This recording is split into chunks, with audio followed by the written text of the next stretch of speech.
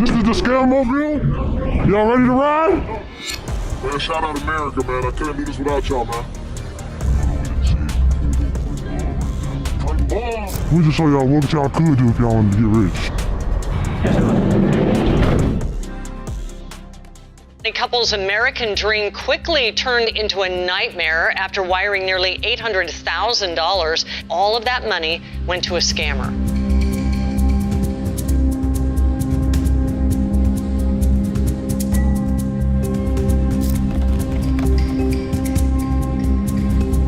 How many times a week would you say you punch a meal? 7 times a week, every day. Oh my God. Is that your fork or what is that for chicken? Whoa! 12 people are facing more than 100 charges in a major credit fraud scheme. University student accused of stealing more than $500,000 in a credit card scam. It's shocking video of thugs chasing a mail carrier. Why? It's believed they wanted the master key he carries that opens mailboxes for the entire neighborhood. 25 investigates exposing a check scam that can wipe out your bank account. We're talking about scammers who can clone any of our voices using artificial intelligence. We are talking about $100,000 in forged checks. Whether it's a scam call center from India, a billionaire's Ponzi scheme, a guy pretending to be a Nigerian prince, or a U.S. senator out trading hedge funds while employed on the taxpayer dime, the truth is people hate getting scammed. After all, there are entire YouTube channels dedicated to getting revenge on scammers. You see, scammers are people that leverage social engineering, also known as human hacking, to steal, manipulate, and exploit. They'll make their approach, get you to trust them, then before you know it, they'll disappear into thin air after they've extracted your bank account, social security, or other valuable information. Today, we dive into the world of fraud and scamming, and we uncover how some of the scams are happening right now. We'll cover the biggest scam that's ever occurred in U.S. history, and we'll talk to the scammers to see how they think and what motivates them. And by the end of this, we'll provide you with tips on how you can avoid getting scammed yourself. This is the world of scammers. Let's dive in.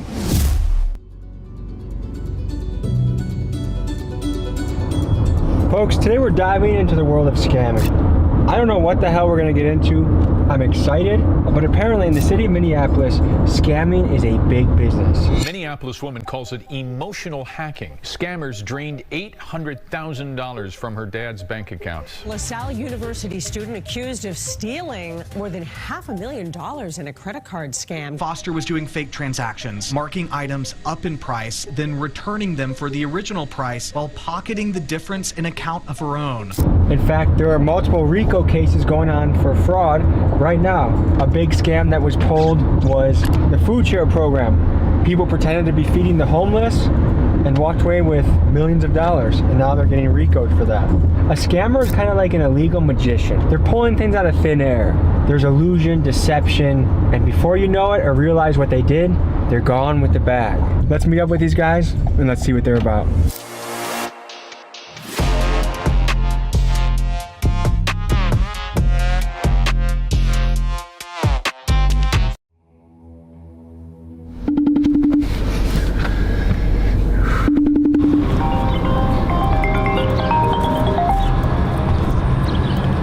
Yo, my boy. Is that you? Yeah, this me right here. I'm in that rental car, that white car. All right, bet I'm finna walk over there. Okay, here, door's unlocked.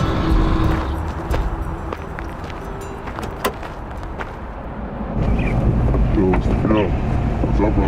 I say, I just know how to exploit ways to get money. Simple. What are the different plays we're gonna be getting into today? We got punching, simple things. We go from getting food. We could go from gas. We could go from checks. We could go from transfers. Stem work. It's all different type of ways you can get into it. So what got you into this world? Alright, so look, it started when I was younger. It was this rapper, his name TJX6. When I was young, real young, I always just listened to his music and wondered, what the is this dude doing? I started getting into it, digging in, and it started with cards. If you listen to his music, he's talking a lot about cards and checks, really. When he was talking about that, I kind of picked up on some things, and over time, I just got smarter and smarter and figured everything out. So what was the first play you ever made? It was on Telegram. It was this African dude I met. And we was talking for a long time, and he told me something called, it's a certain type of check that you can order off a login. Ship the check to a drop. I picked it up, put it in the ATM, 6,900 came. That was my first ever play. And ever since then, I've just been on it. Has this ever put you in a risky situation?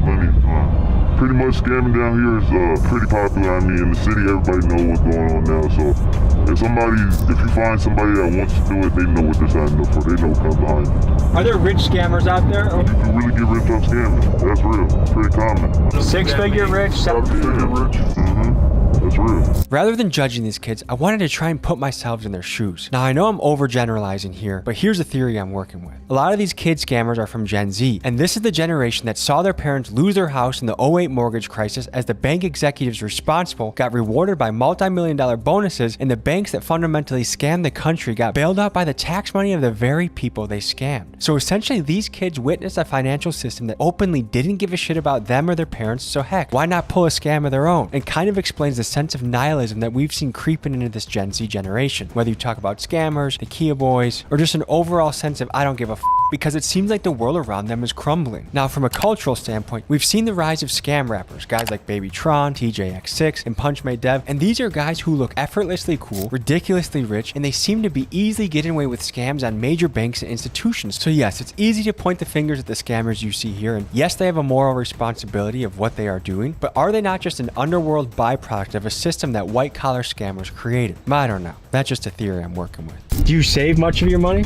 Yeah. I'm not scamming long term to be scammed out for the rest of my life. This shit's all like, with anything you do, any hustle, all that shit just quick until you move on to your next, you feel me, next steps. Have you ever been almost caught by law enforcement?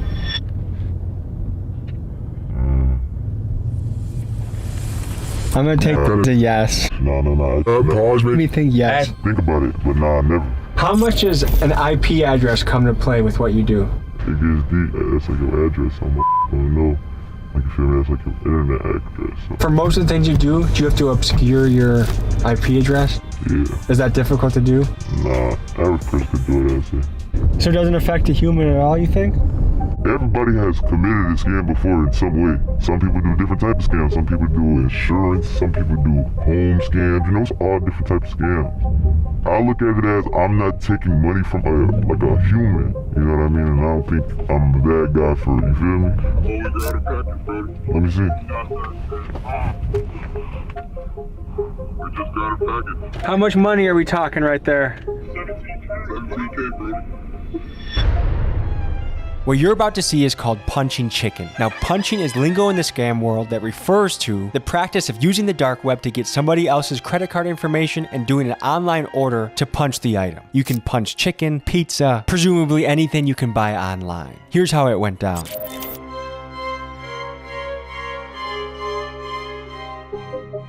This is the website that I will buy the cards from to do the punching. Ready to buy cards. A fake credit card. A real credit card, but it's just not ours. And how much money does it have on it?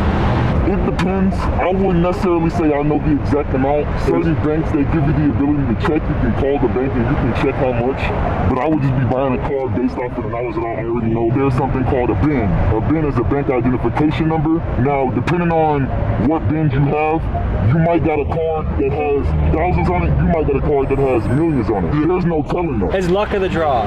Basically, yep. So these are cards that someone physically stole, like at the gas station. It fell on the ground, they picked it up, they uploaded it to a website, and then it sold to a bidder like you, or how does that work? Basically, yeah, kind of like how you just explained it. I wouldn't necessarily say it comes from people picking them up off of the ground, but more so scammers. They have machines that you can put on, for instance, at the gas station, you can put a skimmer on the machine where the people put their cards into, and then from there, you'll get about 1,000 hits. Now, depending on how many people put their card in that specific machine where you put your skimmer at, that's where all the card information will come from. Does the skimmer also capture your PIN? Yes, it does. So if you use a machine that has a skimmer and you type in your PIN, all of a sudden, you're wide open. You're good. Yeah, you're not good, you're up. You're good, though. Yeah. The thing about, you know, getting captured by a skimmer is if you have the right type of setup with your bank account in terms of two-factor authentication, the bank asking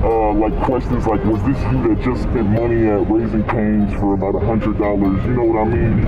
If you have these different type of protocols set up with your bank, then you're less likely to be a victim of fraud. Basically, right now, you can get free chicken. I can get free everything right now. Boom. Now we got the money on there. Now I can buy a card. You can buy Social Securities off this? When you buy the cards, depending on how much the card costs, that's why I said certain cards, they range from 20 to 25 all the way up to 30. You can see, look, I'll show you when I refresh. And I just saw you could buy a Canadian card, you could buy a US card, show you the country. Wow. You can buy from anywhere on the planet. As long as the website has a way to get these cards and put them on their site, then you can get pretty much anything. Have you ever heard of punching a mule? Punching a mule?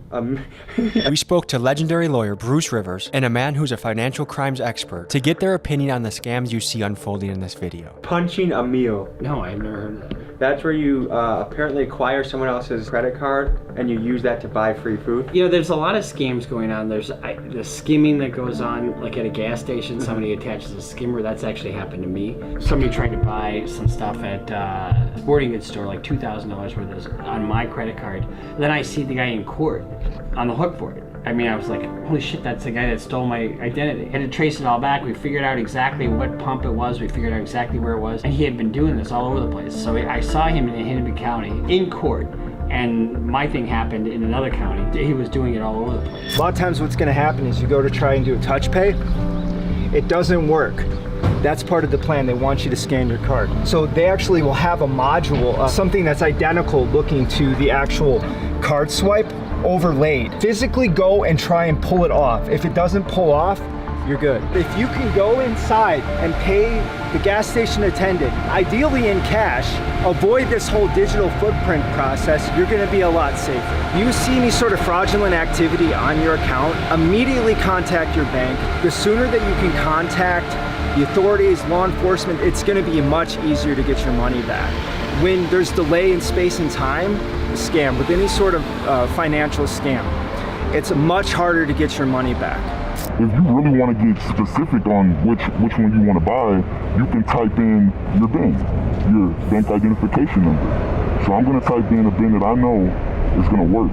This is a bank called Wings Financial Credit Union. Very, very high class bank. So when you're doing simple punching for food and shit, like we talked about, yeah, Kings might take $100 loss today, but that person whose card I'm using, they're getting all their money back, 100% guaranteed. Well, I've heard people that get scammed and it can take 30 days for them to get the money back in their account. The average American has $1,000 or less in their savings. So if you scam the average American and rent's due, they might not have it because of the scam. You are right, but in terms of them never getting their money back, I know for a fact that they'll get their money back. Somebody just texted and said he's seen the police. Somebody just texted him and said it's the police. Yeah, we gotta get out. So we're outside of a Cane's Chicken. How often do you guys get free meals like this? Every day, I eat free every day. Everything I do is almost free. So the customer name is right? Yes. Thank you, actually. Look. Visa, credit card, ending in 75. Okay. We'll go over to the website, same card, ending in 75. Can't make this shit up. Okay. Some guy named just lost $50 because some guy got 50 chicken nuggets. 80, and we finna eat good. Okay, I hear the police. Hear the police? Let's get out of here. After successful chicken punching, the fellas decided to take their chicken to a warehouse in a secure location so they could eat their chicken in peace. All right, man, we finna go down in the basement and eat. So on a scale of 1 to 10, how illegal was that, what we just did? That's like a 10, because I fully completed it, you know? And anything that you do that you're doing fraudulent, it's always going to be a 10. The only thing that makes it more secure is that I didn't go in there and swipe a card. So they can't say that I did anything illegal. If they caught you, what would be the punishment? You know, it's a white-collar crime. I don't think I would get charged with anything really because, like I said, they don't have any proof that I did anything, so they will have to drop the case. If they did want to take full action and give me a punishment, it will probably be anywhere from like 5 to 10. 5 to 10 years? Just for some shit. What makes it worth it? Times hard for everybody right now. So it's like, if you ain't got no money, but you got somebody's card, you get all good. Just the other day, I got big lines like this. Is it that easy to get away with? Yeah. 100%. I'm always in and out. I've never been in a spot and they tried to hold me or tell me, oh, we can't give you what you're paying for, you gotta wait a little bit, you know? But in terms of me going into a restaurant and I swipe a card, say that card declines. I swipe another card. I know they're looking at you weird. Give us a second. Matter of fact, you can't swipe any more cards. Just wait right here for us while we get the system set up, right? While they're getting their system set up, they're really calling the police to tell you, like, hey, this guy's in here trying to commit fraud. So do you even get nervous making a play like this? Hell no. It's easy, bro. I've been doing this shit since 2017. All right, let's see if this is real chicken or scam chicken. Come on. If you could say a message to the CEO of Raising Cane's, what would you say? Hey, thank you for the chicken. You fed a lot of hungry people tonight. I guess big dogs gotta eat. Is that necessary for, is that your fork or what is that for chicken? Whoa! I'm gonna see if punch chicken tastes any different. Actually, this is my first time eating Raising Cane's. No fucking diddy. Oh, that is a chicken tender. Free food tastes good, don't it? Ooh, and we got the tan too, people.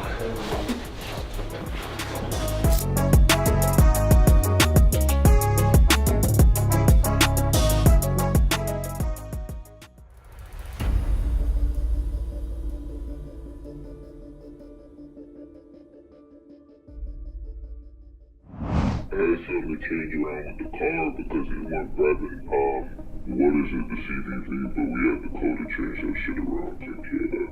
Alright, boss, so the page ready to go? Yeah, I'm finna, once this nigga wake up, motherfuckers probably gonna get this sent out gone today or tomorrow. I'm gonna give his ass a call, wake his ass up. So, the guy that's sleeping, what role does he play? The guy that's gonna wake up? So, the guy that's sleeping plays a very important role. He's the one that do send-outs.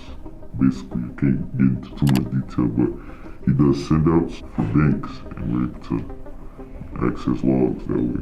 Best I can describe it is a message coming to your phone. Okay.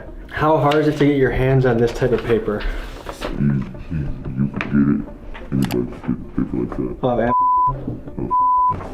What does it take for this to be legit? Like, is this a tough part of the puzzle, or is this pretty easy part of the puzzle? One of the easiest parts anybody has access to it. How many hours a week do you think you work doing this? I still have fun. I still carry on life. It's probably gonna take hours out of the week. I'll probably save maybe like 10, 15 hours altogether. Most of the shit is fast. What makes someone good at this? Connection. The more connections you have, the person has something for everything in every field, because there's not just one type of scam to be rich. Does this profession make you nervous? No. Is it risky? Yeah, for sure. Can't be nervous though. What's your philosophy on life? The word is wise. Have fun while you're young. Is it hard to keep this on the hush? If you're busting big plays, is it hard not to flex it or to talk about it? Definitely. I'd say that's one of the things. Now I'm getting to the point where I've been doing it for a minute. I don't care anymore. You know, I'm doing so like I won't even post. What's your specialty? Have different specialties. You always level up, so I can't say I have like one good specialty, but I can do anything that I want. That's another thing. I think my good specialty is I can figure out whatever I want to learn. Anything. Were you good at school? Yeah, I was good at school. Did you like school? Yeah, school was fun. What do you call yourself? Baby J. What's your specialty? I'm good at talking, really. He's good at talking. You feel me? Everybody play different roles. So this is one of my guys right here. He might come to you, ask you a couple questions, and you'll get that. But basically, this right here is a check that I cooked up. This is like a real check that I made a copy of, basically. So let me try to show you. This what it look like originally, and this what it look like now. Exact same thing, exact thing. And this right here, the way that I'm doing it, a lot of people don't know how to do it this way. Check fraud. Printing out fake checks, cashing them at a bank. What normally happens isn't that the person who's doing the fraud is the one cashing it. Usually they get some unsuspecting person, oh, I can make you a lot of money, and so they write the check to that person. So there's a middle guy in between, and it's usually the person that's unsuspecting, not thinking that it's a fraudulent check, and all of a sudden they go to the bank and they try to get the cash. And sometimes it works, sometimes it doesn't. It's usually the unsuspecting person, not the person who's behind the scheme. A check fraud is a complicated situation because one of the biggest ways that you can protect yourself is go to the actual post office itself and mail the check. And I would prefer that you don't even mail checks. I really don't think you should be at this point. It has all your information on it. The more space and more distance you have in terms of the transit that needs to occur with that check, the more risk you're gonna have. What is the penalty for printing fake checks? It depends upon the loss amount, typically. If usually it's a felony because it's forgery and theft by swindle. And so if it's under $2,500, it's probation. Each check becomes a felony count in and of itself, and you get enough of those, it can ultimately be a prison sentence. It really does depend upon the value that we're looking at. And what can this play be worth? This right here was $5,400. That's a lot of money. A piece of paper. This is just making up a check? Yeah, it's just me making one. So you can make any amount you wanted? Yeah, any amount you want. Is it going to come out of here? Yeah, I would imagine. The bigger you go, the more... Yeah, once you touch that 10K mark, any scam over 10,000 is where it's serious. It's when it gets serious for real. Check forgery isn't so high of a crime. How much does this printer cost? Roughly about like $500. It's crazy that a $500 printer can turn into thousands and thousands of dollars. They say money doesn't grow on trees, but you guys are kind of making it look like it does. Someone got the original or a copy of a real check, sold it to you online, and you're printing out that version? Either that or somebody in mailboxes.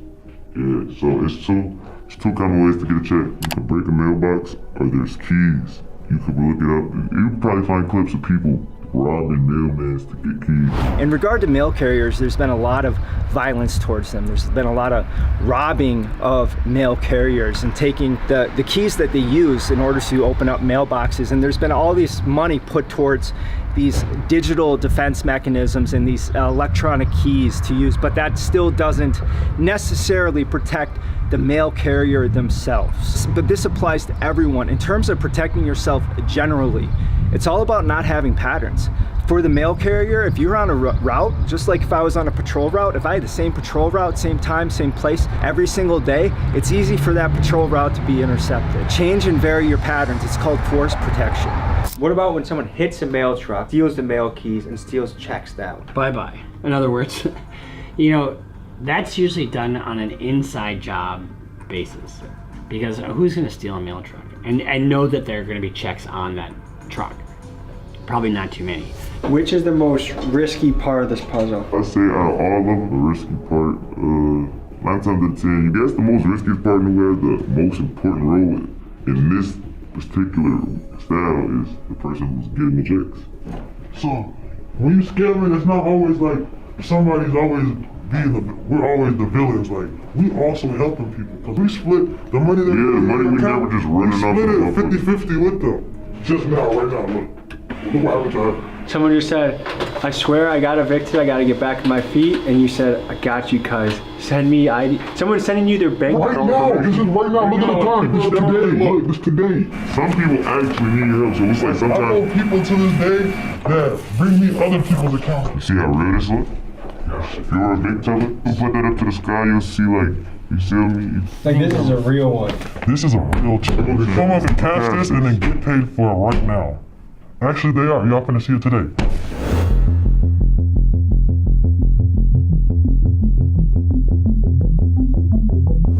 We can only fit so much into a YouTube video. All this will be available at Patreon only. Highly recommend you check that out. Link is in the description. Would you say this is up there, Miguel, for things you've done? Top 3 for sure. This is fucking ridiculous, dude. I'm not exactly sure what we were about to do, but it feels sketchy. The first scamming video I put out, people are wondering, is this guy for real? Is he scamming us and believing that it's real? But like the casualness of which we're doing some of these things is like, Oh shit, what the fuck going on, man? We cracking accounts, not safe. We are cracking accounts, not safe. It is less dangerous. Do not get killed trying to crack a safe. We crack accounts. Please don't. Please do not. So does Minneapolis feel lawless right now? Certain parts is lawless. I'm not gonna lie, this whole city is known for scamming, that's all. That's like the biggest thing, like even from the politicians to our parents to other people's parents. How do the politicians scam? They're in on a lot of shit, they get paid bribery and shit, they're into like the non-profit frauds and shit. Politicians here, all are dirty too. They play dirty games. Even the police even play dirty games. He's not going to mention some of the biggest scams going on. Here's a look at something that's actively happening in the city right now. Here it is. One of the largest scams in United States history happened right here in Minneapolis. During the pandemic, the Minnesota Department of Education was tasked with overseeing the handout of meals to kids, the needy, and the homeless during the COVID era, and they delegated local supervision to nonprofits like Feeding Our Future. What happened next was a tsunami of swindling. These nonprofits fraudulently claimed to be feeding thousands of kids a day within just weeks of being formed. Not only were literal tons of food wasted, but the fraud ended up costing the US taxpayer about $250 million.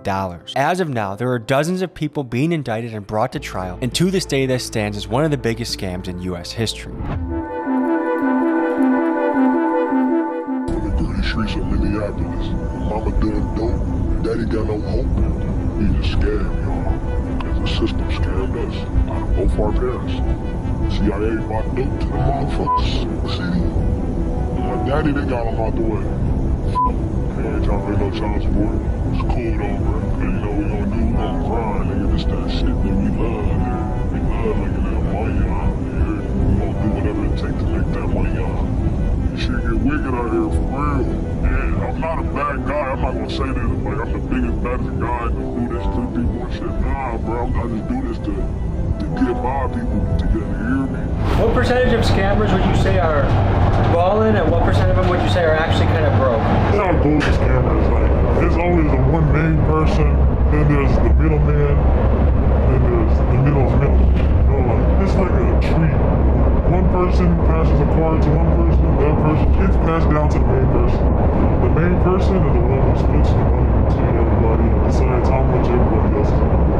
So all scammers are not rich. That's another thing. Like, you can be a scammer and not have a way. You feel me? Like in scam world, always a new scam. That's another thing. And it's about who figures out the scam first. You can't really say it's too many runners. Like it's like you always tell like you will scam you know who a runner and who's boss trying to find the moves. But don't get it confused though. I just seen runners turn into bosses. You feel me? Like it's a lot of runners that became the man, that man, you feel me? So big thing in the scam world, getting slimed out too. What is that? No, slimed out is like, say this man, brother just did a move, and you like, I'm not paying you, or who you bro. It's over with, I'm taking a whole bag. That's what I read was talking about karma yesterday. It's karma in the scam world too. Not off of somebody. Last time I did it's not what this thing is about, and it's about wiping it down. That's a whole other step. You know what I'm saying? It's not just like easy. You can't just wake up and come. It's not that easy. Now, it's that easy to do basic shit, but it gets deeper than that. It can be a blessing and a curse at the same time. It just depends on how you break your move. You gotta stay consistent too. You gotta stay consistent with anything you do. Alright, you're filming. I'm gonna show y'all some box action. Scammers operate in a climate of deceit. You see, fraud is a game of smoke and mirrors. These guys ran off with the camera to presumably make an ATM play, and what I saw on the tape left me questioning reality.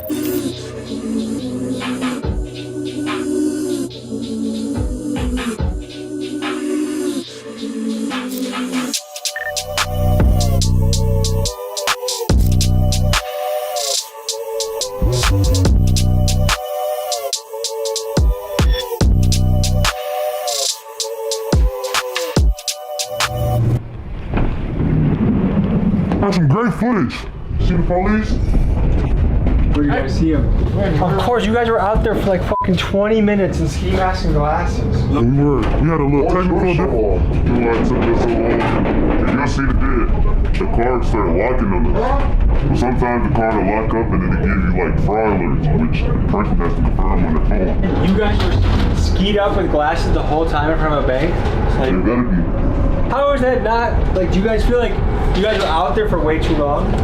Time limit. And what can they possibly do for real?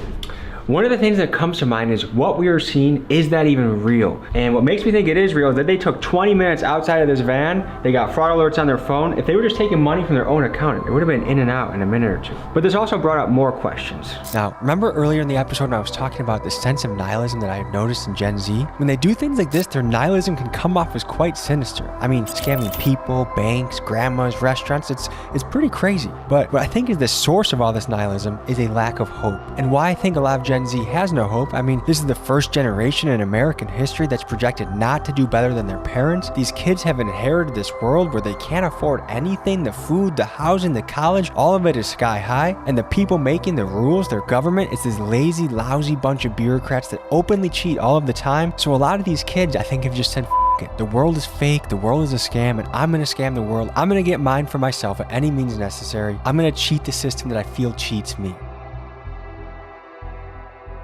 But what do I know? I'm just trying to make sense of what I'm seeing and figure out the world. That was a look into the world of scamming. Any final thoughts, fellas? And we didn't give y'all everything. We didn't get a chance to give y'all everything, but and we won't give y'all everything. We will not.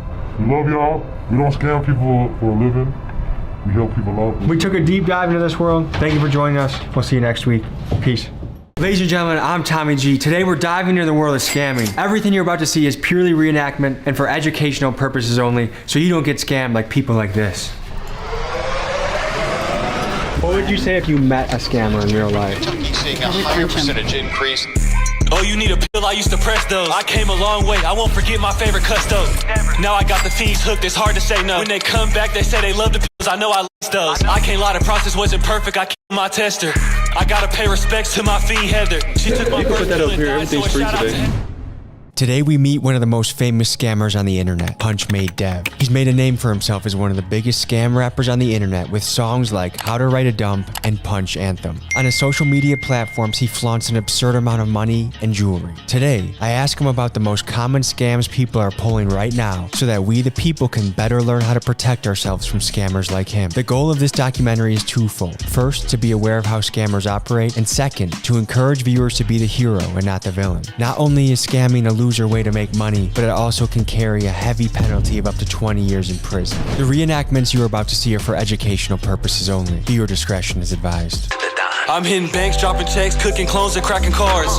Our job today is to explore the most common scams that are out there, see how we can protect you, the viewer, from it, and also meet a guy that is a true internet phenomenon and character, Punch Made Dev. We're not taking any chances with this guy. We don't know how good of a scammer he is, but I'm putting my wallet with my credit cards in the glove box.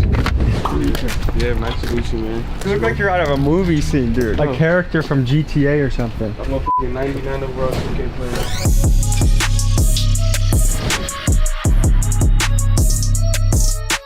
What's your social security number?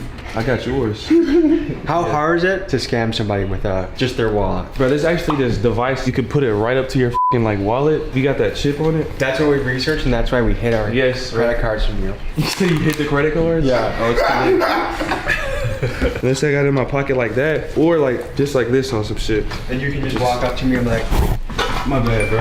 Oh, and then I oh God, I have everything. Yes, I'm Tommy G now after that. So you can steal what? My credit card, my debit card. Anything with a chip. Now picture this, you have my credit card and debit card, you just ran my account empty. Do you feel bad? Nah, bank's gonna give you the money back. You ever heard of like a TLO lookup? Like if I had your first and last name, your social will come up, everything. I could probably find you real quick. No. Ooh, you're 29, eh? It's your birthday? You got a criminal record. Yeah, I got arrested once. Damn, what for? I did a prank channel. I had a fake ball sack that I had hanging out in my pants, and an old couple thought I was really showing them my ball sack, so they arrested me for indecent exposure. A registered offender? No, I'm not a registered sex offender. How do you describe yourself in the scamming world? I feel like the whole world's a scam, but they just look at me as a bad guy. If I take money from you, you're gonna get the money back. Nobody's gonna hurt. I mean, it would be fucked up if I sim swap you and then just start posting like some crazy shit on your Instagram. Is that possible? Yes. Do you think you're a bad guy? I feel like it's worse people. Robin Hood was well liked because he took from the rich and gave to the poor. Yeah. Do you view yourself as a modern day Robin Hood? Take from the rich and give to the poor. I really take from the poor and then the rich is me. What wallet do you recommend to people to protect them from scammers? There is no wallet. Or if it was, I wouldn't tell nobody. Okay, so how can someone avoid that wallet scam? Use Apple Pay, I guess. So just don't carry a wallet? Yeah, don't carry a wallet. That's the only way to avoid it. Yeah. How much does this thing cost? $38,000. Just for the pendant. How can I tell if this is real or fake? You gotta get a diamond tester. We can go to the jewelry store. Not sure how illegal this all is, but YouTube, this is educational purposes, a documentary. Don't ban this, don't strike this, don't age restrict it. Let me show the people what they need to see to protect themselves. So is there like an exit strategy in the scammer world? Because I feel like your clock's ticking. My clock's ticking. I mean, eventually, right? I mean, even Al Capone got, you know? I'm not Al Capone, I'm Punchmade Dev, undefeated. What's your guys' take on scamming? The government scamming. They doing $1 billion scams. What's the little millions and shit we taking? What's that gonna hurt? All right, guys, let's hit the bank. What are you guys thinking? My bullshit detector's going off a little bit. That's fake bling, I feel like. It had like that tin can rattle to it. Should we call Trax NYC and see if he can tell us if Punchmade stuff is real or fake? Hey, I'm about to film someone doing something sketchy at a bank, but I'm trying to find out how I can tell if something's a fake diamond or not. We're with Punchmade Dev, and he has allegedly $250,000 of bling on his neck, and I want to call Trax and see how we know if he's legit or not. Do you have any like photos of it you could just send me quick before? Yeah. Send me the photos and then I'll let you know. Cool, all right, sounds good. What the hell are you doing right now? I'm about to hit a wire. What does that mean? Log in and wire some money out. Tommy's trying to learn how to scam. That's what Tommy's trying to do. No, the goal of this episode is to learn how to protect the people at home from this type of tomfoolery. How much are you gonna clean this guy out? If they'll give me 20, I'll do it. What's gonna happen? You're gonna walk in there, you're gonna wire transfer money to yourself from someone else's account. How quick is all this gonna happen, you think? 10 minutes. Have you ever known someone that's been scammed? No, but I've almost been scammed myself. How did you almost get scammed? Well, I mean, people call you every day. Somebody called me yesterday and told me I had $2,500 worth of vacation points. I've never signed up for anything. What should be the punishment for a scammer? There Probation? should definitely be a punishment. I don't know what the punishment should be. A jury should determine that. Fair enough. Has anyone attempted to scam you before? Yes. How do they do it? With my debit. And what happened to you when they tried to scam you? I just found a charge on my debit card that I didn't do. This was in Arizona. How much was it for? It wasn't a lot. It was only about $80. Did the bank refund you? They did. What should be the punishment for scammers? I'm not sure. See, I got their balance right there, 430K. I'm about to wire that to this account that I got my hands on. I'm gonna try to just do a quick 10 real quick. Oh, how nice of you, Dev. You're only taking 10 racks instead of only 10,000. All right, let's do it. Hello. Good, how are you? Good. What can I do for you? I just want to make a withdrawal today, please. Yeah, no problem. Do you have your Yeah, I do. Perfect. Whenever you're ready, you can either insert it or just Okay. Tommy, nice to meet What's you. up, man? Why do you think scamming's become so popular? What do you guys think when kids look up to you? It's actually pretty crazy. You don't want to work for 50 years, your back broke, and then you can finally do what you want because you finally got some money. How long do you guys want to be in the game for before you're... I want to be like probably 30, then invest. Forever, nigga.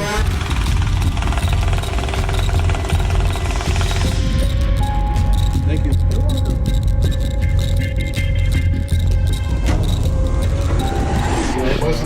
310. Let me sniff it to make sure. Yeah, go ahead. What are you gonna do with this $10,000? I might give it back. What's the most amount of money you ever walked out of a bank with? 70,000. How did that feel? Felt good. Felt amazing. I went about a chain with it. We're gonna head to a gas station next and show you the next scam to avoid.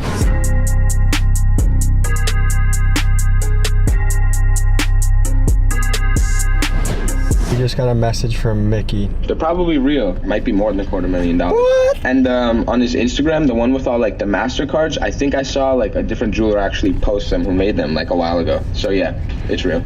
Sorry, Punchmade Dev, we thought you were fake. You know who Trax NYC is? Yeah. I asked him if your shit was fake. Guess what he said? He said it's real. Oh, he got me?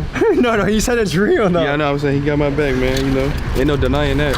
This is why I thought it was fake. Was the clunking sound. Every chain gonna sound like that. Don't sound like that. You need to be looking suspicious. I will admit that I was wrong. Plus, I know nothing about bling. So we're getting into skimmers. Yeah. And dumps. And what's a dump? So say if I wanted to write up a dump, right? I would get a track one, a 101 or a 201. So I get the information off my site. You can use the white blanks, but this one's better because it got a whole face. Like, this is the big boy one. The one right here, this is the Bluetooth one I got, but I couldn't bring it on the plane with me, so How much does this cost? Can't be no more than like 100. And how much does this major? It's like over 500K. So if someone says they're a certified dumper, this is what they're talking about. They could either be the person getting the dumps with the skimmer, or they could be the person writing them up using them. Say like I know somebody working at McDonald's, right? I'll give them a skimmer and they work through the drive-thru. Just say somebody's buying some right now, right? They'll pay, right? And then my person will quickly go like this, swiping on from my end, and that's when I get all the info. End of the day, I have like a list of like 20 of them. I'm about to wipe this one empty. I'm about to write up a dump on it for y'all. Is the FBI looking into you? Because how are you not in federal prison at this point? I know what I'm doing. You got a VPN, a proxy server, RDP. And the way someone stops this is by hitting lock on their bank account, right? Yeah. So as far as scamming goes, you feel like you're NBA level scammer? Oh, I'm like LeBron of the scamming and Michael Jordan combined. Does your mother know you're a scammer? Nah, I tell her I do crypto. All right, so now I got the numbers plugged in. I'm about to run this through.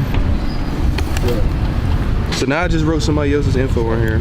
How much money is on that card? This one got about like a $600 balance. Wherever y'all went, we're about to go get everything for free real quick.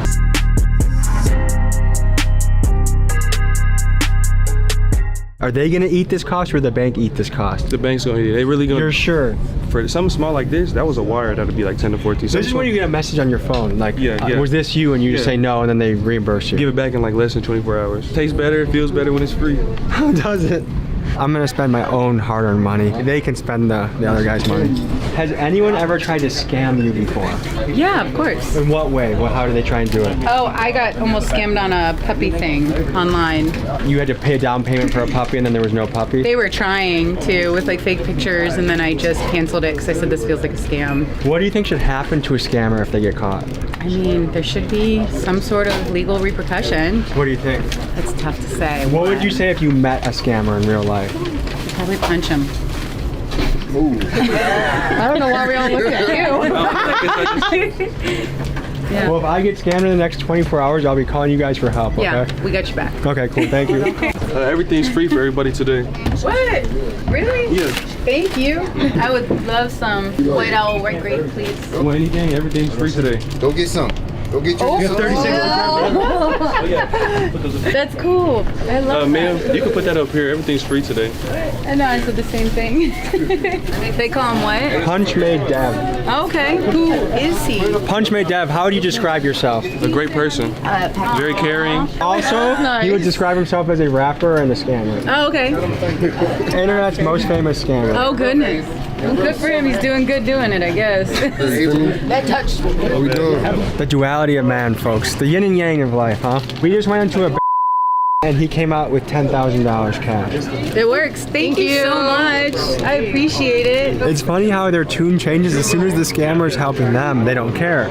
Probably punch him.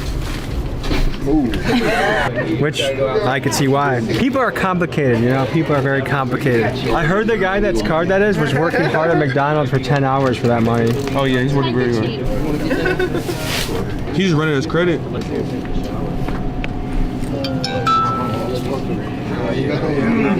This is directly from his song. The clerk will let you swipe the card after you jam the chip. After it ain't working 2 times, she'll let you use the strip. It didn't decline?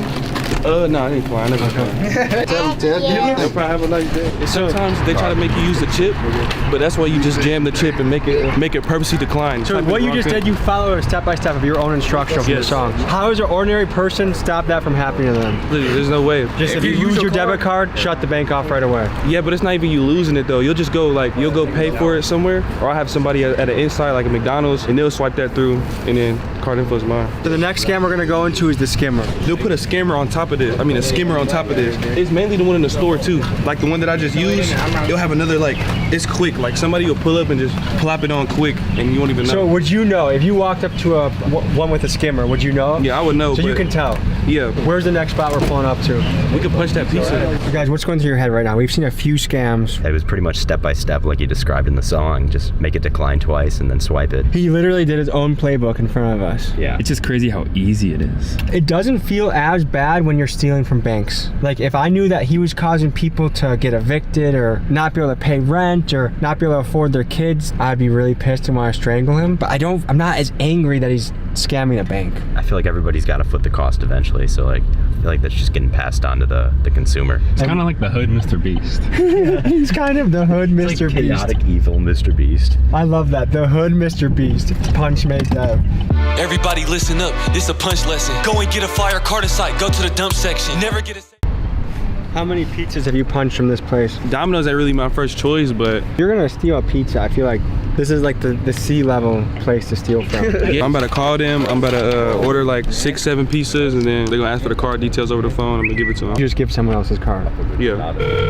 Pick up. Can I ask the name for the order, please? Kane, can I get a large cheese pizza? Pride month, so maybe some sausage pizza. One large pepperoni. One large sausage. One large sausage. So This will be $54.09. yeah, so I could punch it. Yes.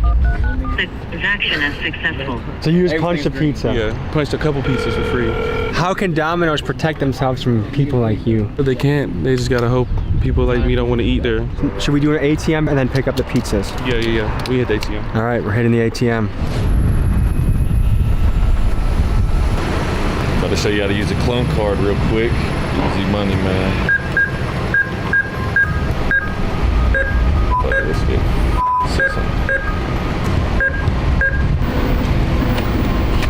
voila. It's like magic. All right, so what the hell just happened? We just pieced up a chip, took it into the ATM, and cleared that. I had my runner go in there, clear that hoe out. When we pull up in a ski mask to a bank, do you think that sets off any alarms? Yeah, but it's too late by the time we leave. Did you notice the 2 Lexington police officers in a nearby parking lot? Down the street, yeah, I seen them, yeah. They be there all the time. You just gotta know your area. The theme I'm getting with all of these scams is the only way to stop it is just don't let your stuff get stolen. Yeah. If you lose a card, tell the bank to lock it, and the bank will reimburse you if someone like you strikes. Yeah, the only thing is if like somebody was to wire out more than $250,000 out of your bank account, the government, they only protect up to $250,000. FDIC insured up to $250K. Yeah. If it's no more than $250K, you're good. People that are watching this that say Punch Made Dev is a piece of shit, what do you say to them? I say you, I probably scammed you, or I will soon. What are the consequences for scamming? Like what are the penalties someone can face for this? It could be a whole bunch of factors. A wire fraud is already one. I mean, you could do up to like 20+ years. Wire fraud is a federal case, right? Yeah. So how are you not scared to let us into your world today? I know what I'm doing. Does anyone in your crew have a normal job? No. None of you guys do 9 to 5s? Hell no. Why would they? It's free money. I mean, you gotta have a way to cover it up, you know? Some of us do videos, some of us rap, some of us sell clothes. Is this your dream job? This is my dream job. How long do you plan on being in this game? Forever. It's really, I don't really. You're gonna be a grandpa scamming people? Yeah, I'm gonna be 70 years old, still walking in and out the bank. When your kids get old enough to see what you've done on the internet, what do you think you're gonna tell your kids? I'm gonna tell them life isn't supposed to be taken so seriously, so just enjoy it and have fun. If you wanted to buy a home or a rental property with this money, you think you could do that? I have a home. I got a big ass crib, movie theater, everything in there. I got marble floors, 5 bedrooms upstairs. I got 2 bedrooms downstairs, a gym, movie theater upstairs, a pool in the backyard. You can see my closet right here a little bit. You got the closet you recently came out of? I just got what he said. I got designer everywhere in there. Hashtag Pride Month. Our pizza's probably ready. It's time to get our pizzas. Sorry, Domino's. Have you ever encountered people scamming their way into pizzas? Yes. How do they do that? They lie. They lie about everything. How can Domino's protect itself against scammers? You put their number in the system, block them. They pop. It's a good thing I got multiple numbers. That's how you punch a pizza. Free eats. Sorry, Domino's. It's this guy. Free pizza. What % of your food you guys actually pay for? Maybe 5%. If you guys did this to a mom and pop shop, would you feel bad? Hell no. How old are you, Dev? Below 25. How old were you when you first started doing stuff like this? Like 15. What was the first scam you ever pulled? It was like e-horn. I would get like pictures of like a girl I knew or somebody on the internet that looked like a regular girl though. You don't want to get like fucking Ruby Rose or something like that. E-horn. Yeah, e-horn. Post it all on Tinder, all them dating apps. And I'll be like, add me on Snap, and I'll sell like a premium and shit like that. That shit was ass though, like just texting like niggas all day. I ain't like doing that. That probably takes forever. Yeah, and it was slower too. So you impersonate a decently hot chick, pretending to send exclusive Snapchats to thirsty guys out there. And I do meetups too. I'll be like 300 for a meetup. And people will literally drive like 3 to 4 hours away. But he wants me to tell him what car he's in so he knows like I'm actually there, the female. So he'll pull up to the fucking cul-de-sac. He was in a white Benz. So I was like, I see you in the white Benz. He was like, can I just come in and then pay you after? I was like, nah, send the money up front. It's like late at night too. And then he sent it and I told him I didn't get it. I told him send it again. He sent it again. He was like, this is my last. I'm literally going negative and I won't have any gas to get home. I swear to God. And then he sent that. And you didn't feel bad at this point? Nah, I rolled up the window and I yelled, it's the fucking police. And the nigga drove off. He was down to his last while driving a Benz? Yeah. So what do you think about some people's financial priorities? Like I feel like some people they live above their means. One of my pet peeves is littering. What the hell is this? We gotta feed birds. Yeah. The birds not eating. Yeah, I'm just feeding the animals. How much do you think this ring cost? That was $16,000. $16,000. Yeah, from Johnny. Okay, so we're here at the Airbnb you have for the day. You're gonna show us the last scam of the day. A big wave right now is Cash App. This one's going crazy. Do 55.8. So 55,000. Literally that simple. And how did you do that? Gotta pay for the size, man, and I can cash that out.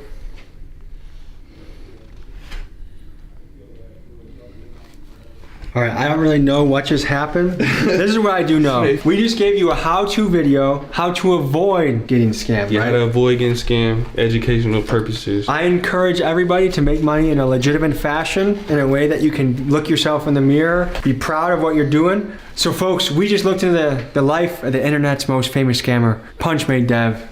Thanks for joining us. We'll see you next week. Peace.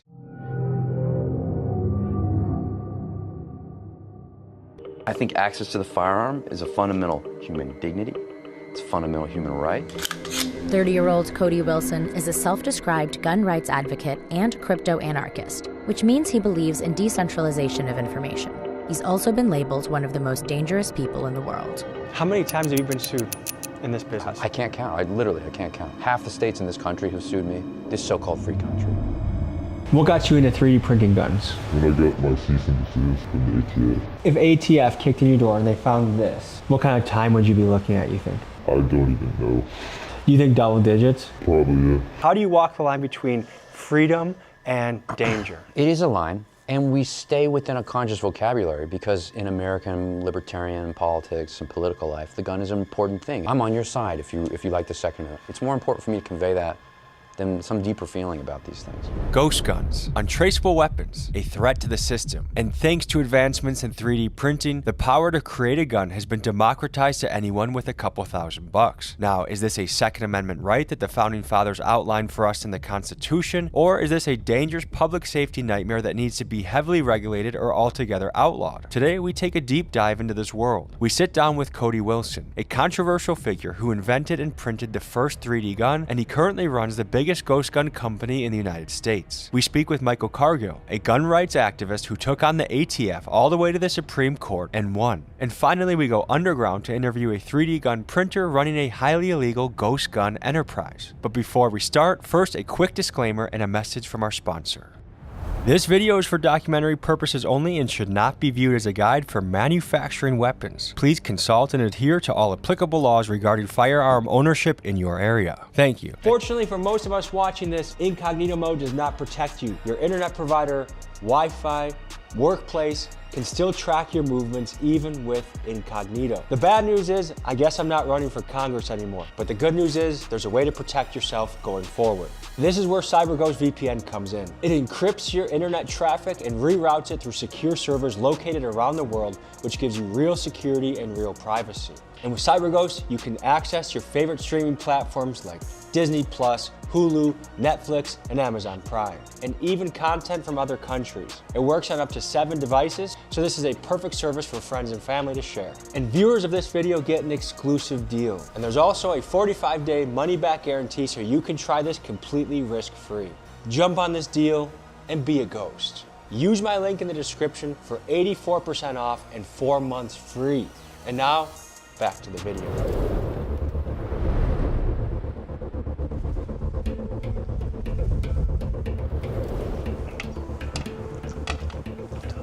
Gentlemen. Tommy G. Cody.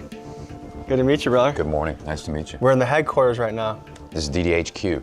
I traveled to Austin, Texas to meet a man who back in 2012 was named one of the most dangerous people in the world by Wired magazine. Why was this? Because he issued a dangerous promise that he would create the technology to print a lethal firearm from home and give that design out for free. And in 2013, he did just that when he released the design for a printed gun called the Liberator. The federal government did not like that one bit. Today, the judge ordered Cody Wilson and his company, Defense Distributed, to remove the blueprints from the internet. Now, the federal government immediately declared war on him, threatening him with years in prison and millions in fines. So what did he do? He fought back, and he sued the United States government and won. Folks, this is Cody Wilson, the godfather of the ghost gun. Okay. These guys are pretending to work. Just more so eating donuts than really working? That's right, and I'm pretending to manage their pretend work. And I'm pretending to be a documentary film crew, so I feel like we're meshing perfectly. Yes, exactly. I'm pretending to be documented. So welcome to DDHQ, man. Thanks for having us. It's a mix of hobby and commercial product, right? So we got to do a little bit of customer service. We got to do a little product R&D because some people don't want the service. They want to go off on their own and do it. And it's a mix of 3D printing, CNC milling, and then what we call 80% receivers, which have been very popular in the last couple of years. These things are made here, they're serviced here, they're developed and tested here. What does that flag represent? This is a Texan flag, all right? This is called the Goliad flag, or sometimes called Philip Dimmitt's bloody arm flag, but it flew at La Bahia at the beginning of the Texan Revolution. I come from the American libertarian tradition, which is older than just America. It's an Anglo-American tradition. I come from that. I'm one of its logical consequences. And so in some respects, I'm just a shit lib living in America. When you really came onto the scene about 7 years ago, there was a lot of media about you. What has changed in your ideology or your mission in the last 7 years? I've become more cynical, but I've also become more practical. And whereas I might have been an idealist in both like a normal sense and as a philosopher, now I'm a realist.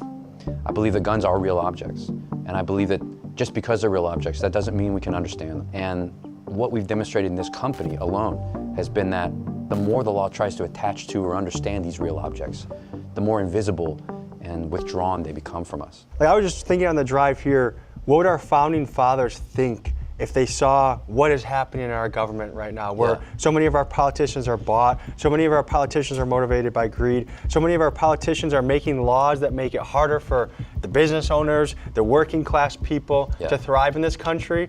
They would have stuck a musket up Pelosi's ass, all these people that are insider trading, all these people that are passing the laws, they would have put them out in the street. When you take a pulse of where the American people are right now and their potential for revolution, how would you grade the situation, the climate? A nullity, it's a zero, it's dead. I mean, the American people, let's say of the revolutionary period, were a violent people. They were an interesting, bloody, vulgar people. And we want to think about them in romantic terms and think of that they were noble. And of course there's nobility in their violence, but fundamentally, they were an aggressive, violent people. How many times have you been sued in this business? I can't count. I can't count. Half the states in this country have sued me, this so-called free country. What you begin to see behind the curtain very quickly, not too far, is that you have what is nominally permitted, what is said to be allowed in this country, and what is actually permitted. A lot of what we build here, a lot of what you're seeing, is the assembly of a certain kind of piece of equipment, okay? Because what we like to make for the user at home is a capacity to finish some of these gun parts. You give them the bones and the skeleton, but they breathe the life into the gun. That's very good. Sometimes they have to add a little to the skeleton, or let's say take a few things away because, you know, the diamond is in the rough, right? They got to move some of that rough around, and that's what this equipment is. One of the things Defense Distributed makes is a milling machine called the Ghost Gunner. Think of it as a 3D printer but in reverse. Instead of adding plastic layer by layer, this machine uses a spinning cutter to carve away metal. It takes a raw block of aluminum and precisely mills it down to the intended firearm component, giving the owner of this printer the freedom to create gun parts as they please. This is Jay Oma. He's a notorious Texas lawyer known for getting absolute super threats off with little to no jail time. He comments on what he's seen in Texas representing murder cases and his overall understanding of the legality of ghost guns. If I were to buy a weapon right now at a local gun store, it has to be registered. If I buy a gun, it's probably been shot already. And each time a gun is shot, it leaves a fingerprint or like an imprint on the shell casings. And that shell casing will be connected to that gun. So anytime that shell casing or a similar shell casing is found in any type of criminal case, they're gonna link it to that gun, right? So where ghost guns come in handy is that it doesn't really register at all. So it just prevents the police from investigating that portion of where they're linking that shell casing to a specific gun.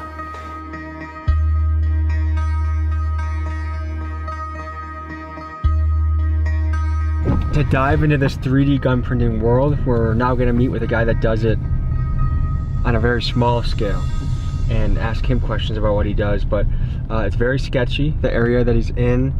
There's a lot of federal pressure right now, and so we are parking our car in an undisclosed location in the United States, and he's going to come pick us up without a cell phone in his car and take us to a site where we'll see the 3D printing of the guns. It just makes me think that there's kind of this two-tiered system in this country.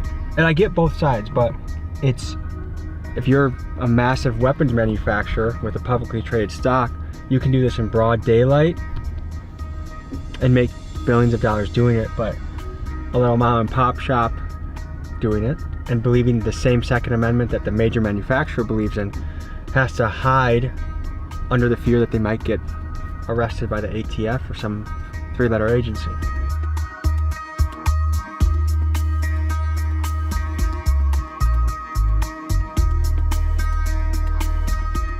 What are you in the business of? I build guns.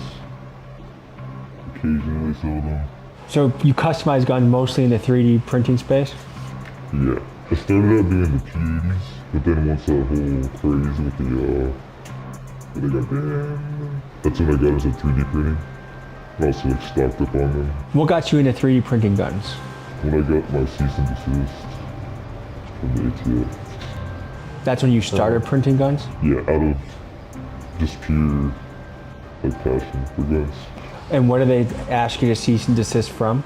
So basically if I buy firearms, they're allowed to come to my house anytime, unannounced, and check that I still have it. And are you able to say vaguely why that is? It ended up in the wrong hands, getting across the border. And did it end in a casualty? It did, yeah. Okay, so this thing looks already to be like a substantial piece, and I'd flip that around. Oh, well, yeah. Okay. All right. Yeah, I'm a gun expert, by the way, guys. All right, this is an unfinished receiver. The big guys for the military, just like the little guys, traffic in this same object. But it's an unregulated object. Even though it looks like it's already well on its way to being something serious or something legal or regulated, it is not. When you say the military guys traffic this stuff, what do you mean? There's an economy of objects like this, both an above ground and an underground economy. This economy happens because the main large-scale prime contractor manufacturers, they need unfinished goods just like the rest of us. That's modern capitalism. So they might go to Eastern Europe or they might go to Taiwan and they would say, hey, you can contract manufacture this for me, import it into the United States, and you can do all this work to it, and it's still not a gun and it's still not really seen by the law yet until I, the manufacturer, touch it. And that keeps things cheap, but it also is like the thing that keeps this entire underground economy going, because these objects already existed, always existed outside the law. And now the at-home user wants them as much as the prime contract manufacturer. Talk to me about some of your favorite 3D printed guns on the table. So this one I actually just did last night. And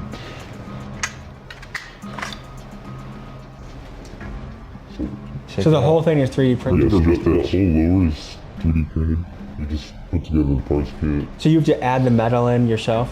Yeah, and then you have to get when you're 3D printing, you gotta get the tolerances just right. And a machine like that takes a whole day to do just this? Yeah, there are faster ones, but that machine is meant more for stronger materials, so it does take a bit longer. You want to see a ghost gun? Yeah. Do y'all see this? See how beautiful this is and very customizable? I like it. So you're just missing the top part, right? Yeah. But this right here looks just like how mine would look like on the inside. What I see is like threat financially to the gun manufacturers. saying there's no way we can make money off of these people anymore. Folks, for context, we are currently in the middle of a golden age for weapons manufacturers. In 2024, companies like Raytheon logged record-breaking profits, with their stock price seeming to match the upward trend of deaths in Gaza. And it begs the question, why is the law so swift to crush an individual for creating a ghost gun in his garage, yet silent when there are arguably companies contributing to war crimes in places like Israel? And some say it feels like a two-tier justice system, where the individual gets a prison sentence while the corporate interests make annual profits in the billions. I look at ghost guns in a very similar way that I look at magic mushrooms, which is, part of me thinks everyone should have the right and access to use those things as they wish as a free American, but the other part of me is aware that these things are sacred and dangerous and have a lot of power, and you should be careful. So how do you walk the line between freedom and danger? It is a line. And we stay within a conscious vocabulary because in American libertarian politics and political life, the gun is an important thing. It's a revered thing. There's a certain American civic religion about the firearm. And we try to honor that and keep that language so that people understand that we're friendlies. I'm on your side if you like the Second Amendment. I'm on your side, right? It's more important for me to convey that than some deeper feeling about these things. The gun is some kind of centerpiece of a psychodrama, of a legal drama, of the evolution of the change of our state, world states, the role of the individual in society. Everything is at stake with these things. And I see California, states that would nominally be free or nominally have some of this conversation with you, attempting things that I would not believe to be possible just 5 years ago. It's breathtaking to me, and it feels like a civil war to me. Walk us through what we're looking at right here. Yeah, all right, fine. This is the G80 system. What he's referring to, the G80, is the nickname of a Glock-compatible 80% frame. And they say 80% because it's an unfinished piece of high-strength plastic that looks like a grip but isn't legally a firearm yet. To make it functional, you simply have to cut away the blocking material, drill the pinholes, and add the trigger group, firing pin, and slide. And this is the innovation that Cody wants the masses to have access to 3D print. This is the brand new thing we're doing, which combines all the techniques and learning and everything we've synthesized over the past few years, okay? So it's a little bit of printing, it's a little bit of milling, right? You print this part at home, you mill this part at home, or finish it by hand with some fixtures. This is where both of your systems kind of intermesh. That's right, because the law moved, all right? The law said a part like this looks too much like a gun. So now no one can sell you something like this to finish, all right? So you have to take this thing and remove it from the legal context. This has to become information. Now the gun part has to become this strange, unidentifiable, not clearly convertible component. Does this look like anything to you necessarily, you know? If you saw this like in a fucking trash can, would you be like, oh, I found a firearm? It becomes more illegible, and that's our task. Our task is to always create more and more ambiguous objects and products. So this could be done way more simply, but you, in order to go within the rule of the law, you have to keep making it more and more obscure. Yes, because the law chases this object. To a person that has never heard of the G80, just give us a breakdown. The G80 is the next system in unfinished 80% firearms, okay? The law says, well, all we know, this is the Supreme Court of the United States, and its supreme legislation says, well, all we know is it needs to take longer than an hour to make, and it probably shouldn't look like a gun when you start. Thank you, Supreme Court. Okay, well, we follow the supreme guidance of the Supreme Court, and we say it takes longer than an hour to make, it doesn't look like a gun, your grandma wouldn't necessarily know what it is, therefore it complies. And of course, California, Gavin Newsom, President Newsom, will crush the shit out of us when we're a successful company. And the next company will come in and say, well, this is the tweak that we've made. And that's what you can look forward to in developing guns in this country. Just as a switch carries a high penalty, I believe in many places it's 10 years. Does a ghost gun carry a similar enhanced penalty? I haven't seen enhanced penalties. In my experience, I have not, because a firearm is still a firearm as long as you can prove that this is an object that can kill people. So if I was a prosecutor, right, switch it around. If I was a prosecutor and I'm going to argue that this defendant right here, this one right here, he killed somebody. Not only did he kill somebody with a gun, he killed somebody with a gun that was unregistered. This means this individual right here is trying to hide and mark his tracks. He needs to burn in prison. In fact, I'm going to ask you, the jury, to not only convict him, but to get the death penalty, because this exceeds just 99 years. He needs to pay. And people who commit crimes and wants to destroy the community and hide the killings that they do, they need to die. And in the state of Texas, we have the death penalty. How much does the machine cost? How much does it cost to make this in materials, and what can you sell it for? So that machine, at the time, it cost about $1,400, but I got it for about $900. How much can you sell this for? This completed, probably anywhere from $750 to $900. And what kind of person is buying this? Someone that's gonna throw it away. Creating it is a hobbyist thing, but selling them, the guy that's buying it, usually has a particular reason. You can kind of get the idea in a scene. And how do you feel about that? I don't really. Does that make sense?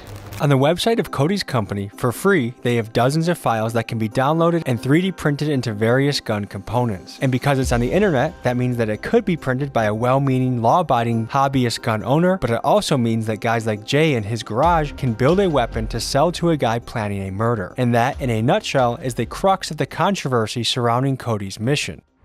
Okay, so this is interesting. So this is total downloads of just the digital product you guys have. For the month, yeah. For the month? Yeah. Wow. Dude, we run the biggest file sharing site in the world on guns. And yeah. Of these almost 300,000 downloads, how many of them you think come to fruition with a real operable firearm? Very few. And this map you're seeing here has gone one step further, and it says the files for these things cannot be left to be downloaded unrestricted to California or to people in Washington. So is your site blocked in California? Yes. Similar to how Pornhub is blocked in Texas. It's the same thing. People in the last few years have seen, well, what the gotta use an ID to use a porn site? It's the same thing now with other forms of information, not just porn. Now gun files are going to be restricted in different states in different ways on the internet. The internet itself is breaking up. Your company was among the first to have a particular digital download, or the antecedent of what today is the Ghost Gun download. I don't know if I'm hitting that right, but can you... No, it's interesting to see how you were talking about it, yeah. Yeah. And actually that's really smart because how it was talked about in 2013 was this is the first 3D printed gun. Well, what was the real innovation? I think it was the first 3D file for a 3D printable gun. It was the first gun you could go download. It was the first gun you could think of, hey, where do I get that gun? Oh yeah, I go online to get that gun. I'm gonna pull this out for you. This is actually the first 3D printed gun. This doesn't get a lot of love these days, but it's the Liberator. We named that gun that way to give it a big brand name, sure. To also give it a little historical echo, to give it a personality, because it conveyed that the guns of this future, of a 3D printable future, are guns with personality, are guns with meaning, with destiny. They're not just commercial products in the age of mechanical reproduction. Now they're strange spiritual products in the age of digital reproduction. You know, the guns are liquid information. That was the point of that message, the point of that exercise, and to also confuse the object in the Second Amendment with speech objects, speech actions in the First Amendment, to blend that First and Second Amendment, and to say something to government, hey, regulate this. Folks, here's a quick refresher on American history. The Second Amendment doesn't just say you can own a gun, it protects the right of people to keep and bear arms, stating clearly that this right shall not be infringed upon by the government. And these are the lines Cody uses to defend his position. He is essentially arguing that if the government stops you from making a gun, they are infringing on your right to bear one. This represents the kind of murderer's row of the best guns. So FGC9 is probably the best known 3D printed gun, single 3D printed gun, very popular in Europe. 9mm PCCs have evolved since 2020. You know, one of the most recent is this Decker, which is a stranger looking gun, right? But it's more true to what 3D printed guns are. So stuff, these things aren't as good as commercial guns, right? But there's something kind of amazing about the fact that you can 3D print a real magazine for real bullets. This is entirely printed with a spring. All right, this is the Urtal.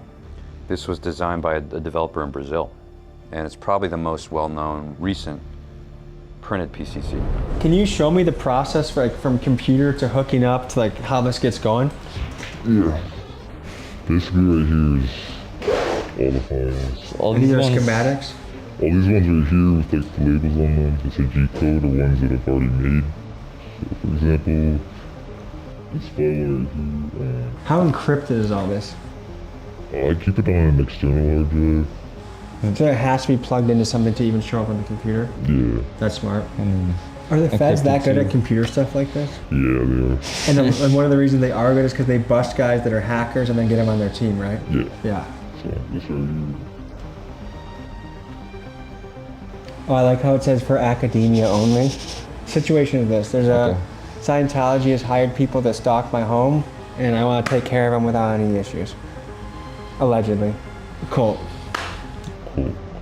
So, go into that file, and you basically just... So that's it. This is what it looked like, and you put the rest together yourself. Now, what if I had a computer and I had only this?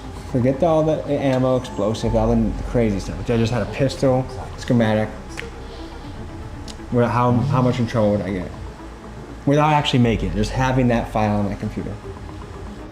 You actually wouldn't, if it was, as long as it's not, like, fully auto or anything like that. So it's legal to have? Yeah, it's legal to make and for yourself, but not... So for personal use, I could make that gun no issue? Yes. No problems whatsoever? No. And then this hooks up to, you already sent the orders to the printer, so it's already, that's why it's going? Yes. And what is the printer making right now? Right now it's making a Glock 17. So there's no political motivation, there's no greater purpose or mission? No, not really. It's just kind of entertainment and fun? Yeah, pretty much. Is it hard getting a girlfriend if this is one of your main hobbies? Not really. So folks, now we've seen a little bit into a mom and pop operation, one-man show, how it looks on the ground level. Let's go back to Austin, Texas, where they're doing it on a large-scale operation and have recently had battles with the Supreme Court. You had a recent Supreme Court case, 2023. Tell me about it and what happened. There's not much to say. You go to the Supreme Court, you lose. That's the education I've got in this country. We were doing something not legal, not technical. This was something in the realm of ideas and religion. And when we left, we knew that we had lost. On paper, there are rules and regulations about how you can make a gun in this country, how you can buy one. And the Biden people came in and said, okay, what we're gonna do is we'll take the definition of a gun and explode that to mean as many things outside of an actual gun as possible. You know, anything's a gun if you think about it. If it's marketed as becoming a gun, or if it could become a gun, or if someone buys it because they want to make it into a gun, well, therefore now, under the law, it is a gun. So they had taken the container of the word firearm and tried to pack as much into that word as possible in the law. Our position was very simple. Doesn't the law mean certain things? Don't words have legal meanings? Don't they only mean certain things? Can ATF by itself, without an act of Congress, just say these words mean new things? We say that that's not possible. We go to the Supreme Court and the Supreme Court says, well, sometimes the ATF can do it. My name is Michael Cargill. I'm the owner of Central Texas Gun Works, which is a gun store in Austin, Texas. You had a battle with the Supreme Court. Tell us about it. Yeah, not a lot of people can say that they went up against the United States government. They went up against the Department of Justice, the Alcohol, Tobacco, and Firearms, BATF.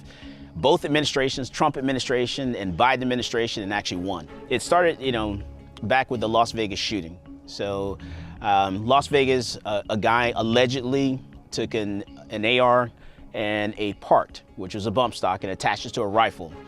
And he used that to shoot, faster, where he would allegedly shot some concert goers there in Las Vegas. So because of that, what happened was the government decided they were going to go through the ATF to ban the bump stock. One, how can you go through the Bureau of Alcohol, Tobacco, and Firearms, an agency within the federal government, in order to do this? I said, you got to go through Congress if you want to ban something that people legally own and purchase. What I decided to do was surrender my bump stocks to the ATF when they banned them, and then 30 minutes later, we sued them in federal court. And so we go in the courtroom there, and the judge was like kind of confused. He kind of compared the bump stock to like a shotgun. He said, oh, I get it. It's like a shotgun. You pump it and then you fire it. It's like, no, that's not it. And then I said, this is a lost case. We're gonna lose this case. And so we lost. He ruled against us. And we appealed again to the entire Fifth Circuit, which is heard en banc, which is heard by like 12 or 13 judges. And to me, that was the most intimidating court I've ever been in my life, where you have 13 justices sitting on the dais there, and throwing questions at your attorney left and right. What about this? What about that? Can you do this? What about machine guns? Da da da da. And my attorney did a great job. And so we won. And not only did we win, the Fifth Circuit gave us everything. They gave us, the definition of a machine gun. They gave us the fact that the the ATF, a federal agency, could not create or write law. And I was like, man, this is awesome. And so the government decided they were going to appeal that case tonight to the United States Supreme Court. It was really exciting to be in the United States Supreme Court, and we won. What is concerning about the stories of Michael and Cody is their experience with the ATF attempting to create and enforce gun laws. Legally, a law has to go through Congress before the ATF can enforce it. For an example of this, just look at this footage of ATF agents visiting a Navy SEAL. The reason why we're here is because I'm sure you're aware, just recently the ATF classified the FRTs, the force reset triggers, as machine guns. We are aware that you may have purchased some of these FRTs. Okay, that's incredible. And have to pick them up. They're legal. So I won't be answering any questions today. I don't have any comments on this subject. I won't be giving you anything. Okay, so you... Are you refusing to give us the trigger? I'm not refusing anything. I won't be answering any questions. They were there to confiscate a force reset trigger, a part that was legal when the man bought it. And it shows a disturbing trend, where a law-abiding citizen can be turned into a criminal simply because a federal agency changed its mind without a single vote in Congress. Like, to me, there seems like a light and dark side of what you do. On one end, there's the shits and giggles side of it, where it's just little funny shit. On the other end, someone's gonna get smoked or something like this. You're right about that, but I mean, I feel the same way for any OEM guns. So it's similar to what a gun manufacturer would say. Hey, I'm Smith & Wesson. We're doing quite well this year.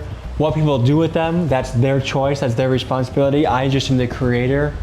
Just like knives, just like cars, just like anything that could be used as a weapon or a utility. It's up to the person, it's out of your hands once you make it.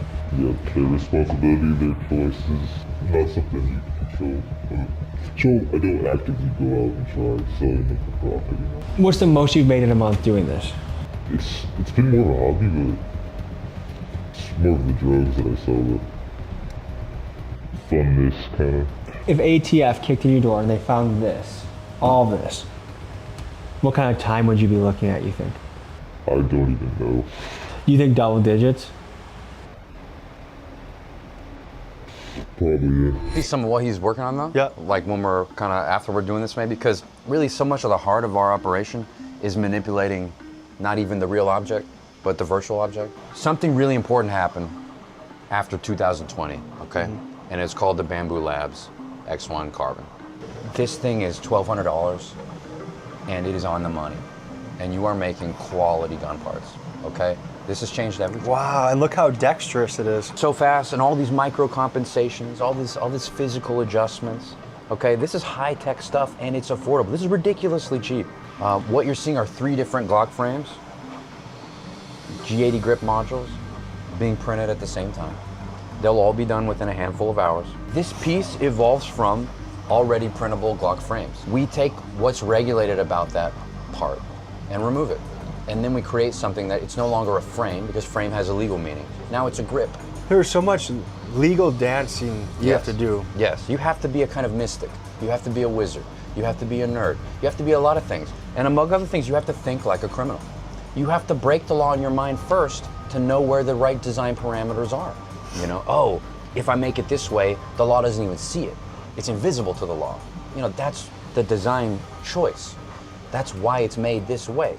So that the law truly is seeing ghosts, right? Looking for ghosts. That's why they call them ghost guns. I think we need more people in America like Cody Wilson. People that are idealists, people that are almost on a religious crusade for the people, by the people, against the government. The state has gotten so overwhelmingly powerful that to have a voice that's willing to experience lawsuits across many states, or federal lawsuits, or bankruptcy, or even prison, I just admire someone's commitment to the cause. And I do feel like there's a rattling, especially amongst the younger people in this country, that we're so disenchanted, disenfranchised, that we are being energized into movement against the state. And I, as a proud American, appreciate that. Second Amendment, big thing in America. Do you believe that you should have the right to make your own guns at will? Yes, I do believe that. Can you speak about your overall philosophy about guns, about the Second Amendment, about the American right? The reason I got into this business in the first place is because I wanted to make sure that everyone in my family had the tools needed to protect themselves. I wanted to make sure they had a gun. I wanted to make sure my family were proficient with firearms. You know, I wanted to make sure they knew what the law was and how to react when stopped by law enforcement. So that's why, you know, I got into the gun industry. And so my grandmother at 70 years old decided she was gonna, you know, go back to college and get a college degree at 70. And so she went back to college because she wanted to become a nurse. While my grandmother was traveling from a library, sitting at a bus stop waiting for a bus to come, a guy came along, mugged her, and raped her. So because of that, I decided I wanted to make sure that everyone in my family, including the females in my family, had the tools they needed to protect themselves. I wanted them to get a gun, I wanted them to know what the law was, and I wanted them to be able to defend themselves and send those little bastards up the escalator to Jesus. So that's why I started selling guns. I teach the classes because, you know, I wanted to make sure my family knew what their rights were.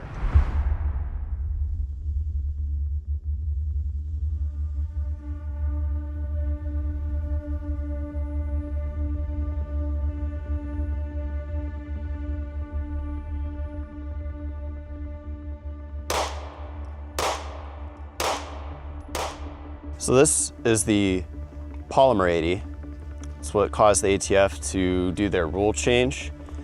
The difference between this and others is essentially the frame. This plastic part is the firearm legally. The serial number, if it had one, would go there, but because we did it ourselves, we were not required under federal law or state law to put a serial number. So this is a ghost gun. The frame is no longer a frame, legally speaking. It's no longer the firearm. This component is 3D printed, and the frame lives tucked within the gun. You can't tell it, but it emerges in parts. The gun hides within the presence of a gun. What you see is not the gun, it's what's inside, and that makes all the difference in the law. This is the G80.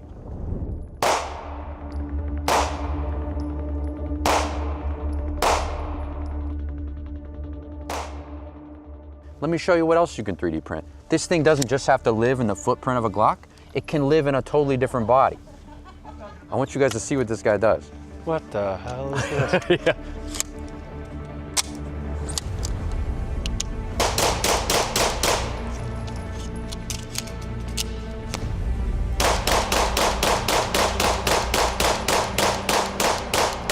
So what you're looking at is that same G80, but we now have a 3D printed, what we call the PDW.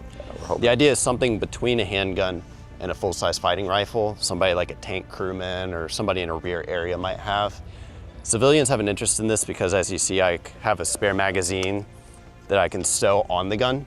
So say like I'm a church security, this fits in a normal backpack, and if somebody shows up with a rifle, I have something that gives me a third point of contact, and I can engage that threat a little better with a little more precision than I would from a 2-point of contact handgun. So it's just a different form factor. It's one of many innovations we expect to see with the G80 product line. The elements that are 3D printed are just this part? Yeah, everything below the steel you see right here. So this body is 3D printed, and we will, when this comes to market, include the steel. So if you want to print your PDW body, you'll buy like this brace kit, and it will come to where you can just install this nut, slide it into the channel, and now you have a retaining nut. And it'll have a locking latch to keep it collapsed, and then you'll push the button to pull it out and deploy it.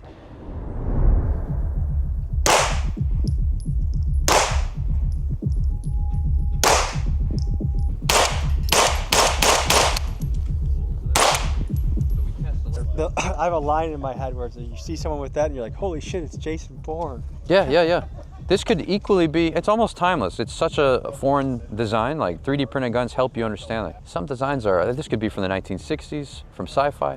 This could be from 20 years in the future. I mean, where is this gun from? So you do have a great pessimism about your life work right now. You think it's gonna end by getting crushed by the government. No, it's just, you have to assume. You just have to assume. All right, these forces are too big. This government is too large. It is too impersonal. And it doesn't care about, you know, the law or these little ideas that you have. It's almost all accidental. You have to understand, these are like big cosmic forces. It's like gods that don't even know that you exist. You know, you're less than an insect. You will be destroyed when you're near all of these forces. It just happens. That's what it is to be involved with this. So, what kind of artistic performance, aesthetic development, you know, you have to think outside of these traditional left-right terms. Now that you've had more than a decade under your belt doing this, what are your immediate goals or things that you are trying to achieve? Yeah, my immediate goal is a thing called G80. All right, I watched how the Biden people took the best business in our field, polymer 80, just wipe it out of business without a thought, really, and without much effort, right? Like, oh, okay, we can fiddle with the definition of one word and collapse an American company. And some of that is because polymer 80 collapsed under the weight of its own success. All right, well, luckily we're not successful, okay? Luckily we're more nimble for that reason. And we can teach, like we've always done, what's the name of this company? Defense Distributed. You can spread the IP out. You can push the sites of production around. It can be a network. You don't have to have one big business in this field. It will always be hobbyists and hackers and incels, this distributed kind of wave of people. We're teaching that. But another of my big goals is to show that, like, there was no success in crushing polymer 80. That was nihilistic, it was naked, it was opportunistic. It wasn't a victory or accomplishment in the law or ideology. All that legal accomplishment did was push the products and the development and the technology the next level deeper. Okay, you can't make a frame now because it looks too much like a gun. Well, I'm gonna sell you something that doesn't look like a gun. You just make products that are more ambiguous. What do you think that there's major gun companies like Smith & Wesson, Ruger, Beretta out there that can make millions and millions of dollars every year? So they can sell into Ukraine, they can sell into Israel, they can sell into countries that are actively at war. They have quarterly bonuses, they have stock options, no prison, but if someone finds this on you, it's a really big deal. What do you think about that kind of two-sided system? I mean, obviously I think it's but there's nothing you can really do about it. It's like everything else. So do you have a bit of a nihilistic view on society? Like, it's a bit f***ed, the big corporations win, the little guys get screwed, so might as well basically, yeah. Have fun while you're at it? Yeah, exactly. These gun manufacturers are, if they do business here and abroad, they're part of the military-industrial complex. And if we democratize where anyone could have a gun printer in their home, there are huge business interests that we're hurting.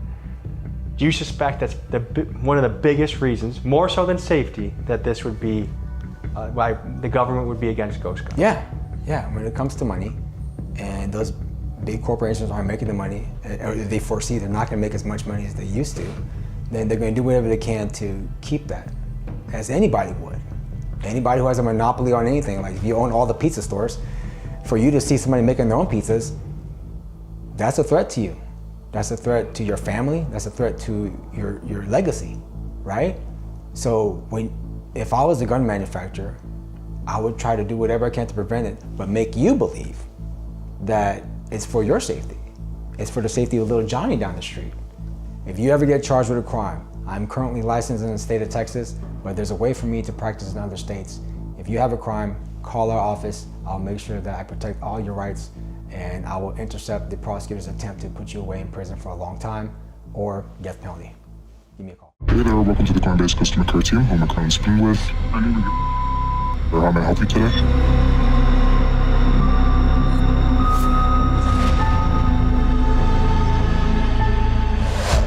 The FBI swarmed a luxury home in Miami in a raid connected to the theft of cryptocurrency. The government says it's worth hundreds of millions of dollars. They're charged with conspiracy to commit wire fraud and conspiracy to launder money.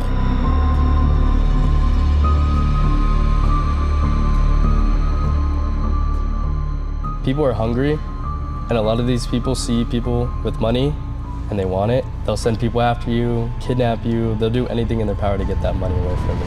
So basically it's like this big community, they do crimes, steal money from people. How much money is enough money to you? I mean, how much money is enough money to anyone, right? They probably told you that your house was in, hold on, let me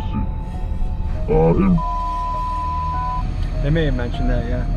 When I first started this video, I thought I was dealing with a few kids that scam people for maybe a few $1,000s. Then I quickly realized I was dealing with a dangerous, extremely violent,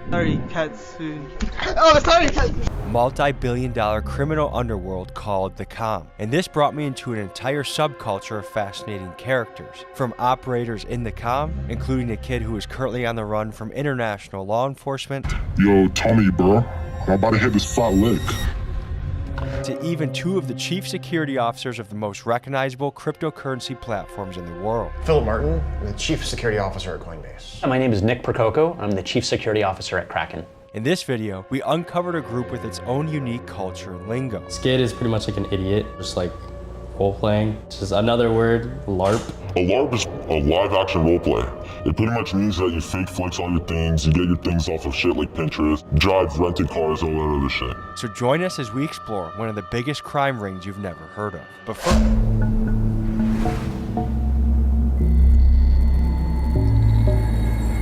Folks, we're here in Los Angeles, which is one of the ground zero locations or the hot spots for this crypto scamming community. And there's a lot of different scams these guys run, but it also gets much bigger than that. If you read these indictments, and some of these indictments are for 9 figures, we're here to meet a few kids that are in the scene to see what we can learn, and we'll take you right into it. Good to meet you, brother. Good to meet you. How are you?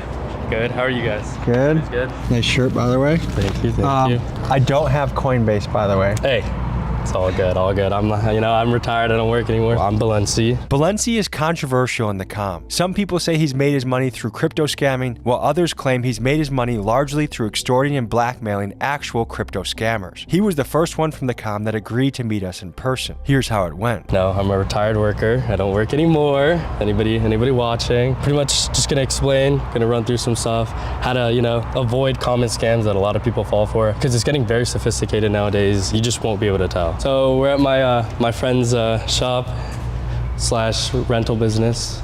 Really nice guy, his name's Eric. He's also in the crypto space, and he owns his own security agency. We're talking about serious, people are actually wanted in this space. This isn't a joke. You will get 20 years plus if you get caught, and that's minimum sentencing. And it's all by sophisticated means. So if you steal money using technology at all, it's even worse. That's extra 5 years on top of your sentence. Plus, if you're above the age of 18. I've heard kids that, hey, I've been doing this since I was 12. Can a 13-year-old get in trouble for this? They can. I know a lot of kids end up getting in trouble. There's some 16-year-olds, 17-year-olds who are still in indictments, who have gotten in trouble. They're just not allowed to post their names. I did get arrested for swatting.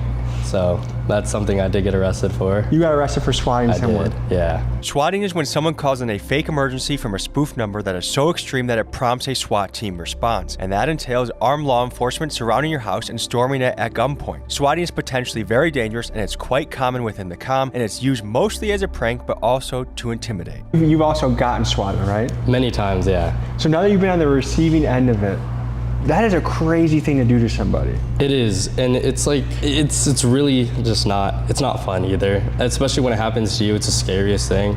Break down some of the lingo in this space. P1, which is press 1 bot, the bot that people use to scam. Yo, Tommy, bro, I'm about to hit this fat lick. We've doxed everything and it's ready to either go into a P1 or be SMS'd. It's got their full name right here, their email address, phone numbers associated to them, and then of course their address. I doxed I think 30,000 times as well. Hey there, welcome to the Coinbase customer care team. Who am I currently speaking with? How may I help you today? Okay, no problem. You can go ahead and check this out for you here. And just so I can confirm, I am speaking to the official account holders. The Coinbase account under the phone number you're calling us on? My phone number. What you are listening to is a live scam in action. It's known as the P1 or press 1 for help scam. The victim on the phone received a text message that convinced him that someone was withdrawing funds from his account, and right now the victim believes he is talking to Coinbase support, when in reality he is talking to a kid in a ski mask who is attempting to drain his entire account. Again, how's your day going so far, sir? Not bad, I'm at work and I just got arrested. Of course, no, I understand completely, sir. What I'm going to go ahead and do here is sort of place a switch on your account just so we can sort of disable any unauthorized account accesses within the actual account itself. Can you go ahead and possibly just confirm the most recent active balance that displays on your end, sir? $36,000, okay? What I'm going to go ahead and do here is just transfer you to one of our managers and they'll be able to sort of handle your case more securely. Balance. So I'm basically right now about to transfer it to one of someone else in my team, and they'll be able to sort of handle their case and be able to, get their coins, you know what I mean? What do you make in a typical week doing this? It really depends. I've gone 2 weeks dry with no money, And then next thing you know it, I'm up $500,000. And what I noticed, a lot of kids in this community blow through that money so quickly.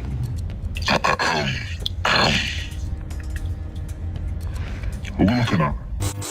What about comms? It's just short for community, but it's like our group of people, our little group is known as the comm. Basically, it's like this big community. Came a group where they do crimes, steal money from people. That's basically the comm. Not OGs and names. Is it true to say that a lot of these kids met on Roblox, Call of Duty, Minecraft? Yeah.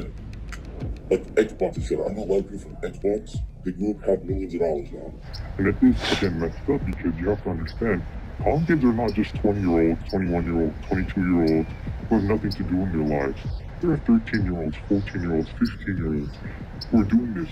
Who are paying hitmen and who are paying people to go rob other people and burn houses down. And it's crazy.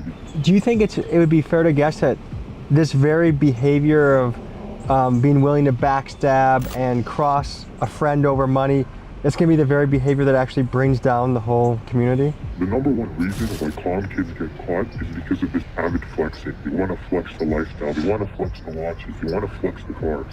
That's what gets you caught. And the second thing is crypto in itself, when you're doing all this business, is completely undetectable. It's easy to wash, it's easy to launder, it's easy to hide all the assets that you've taken.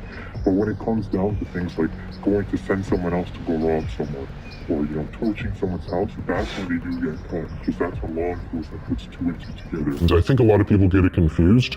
The comm is called the community because there's a lot of different types of communities. For example, there might be a Roblox comm or a Fortnite comm. Well, there's also fraud comm and there's crypto fraud comm. So there's a lot of these different groups that kind of come together, and they're people who don't know each other in real life. They meet each other digitally, they connect online, and basically the whole purpose really depends on which part of the comm you're in. The main one, which I think has the most notoriety, is probably the crypto and fraud comms. And if you've ever gotten a text message that says, contact Coinbase support or press 1 to call back, it's usually probably from someone in the comm.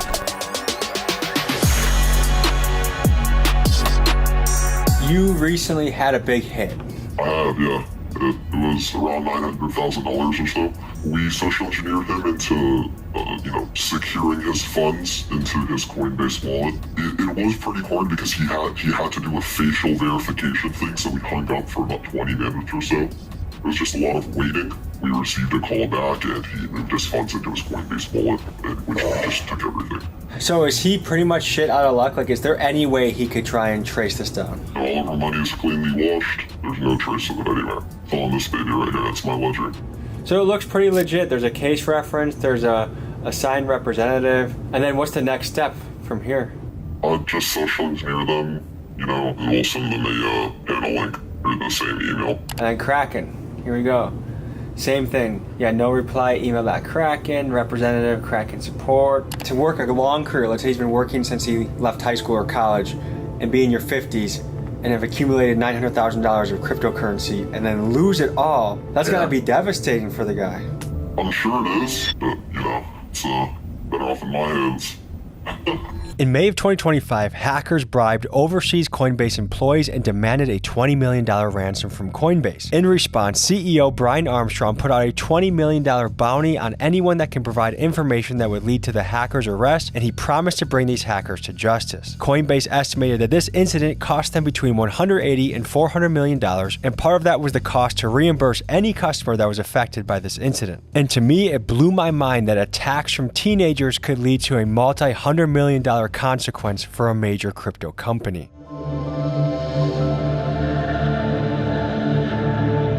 We're going to meet a kid in this parking garage up here.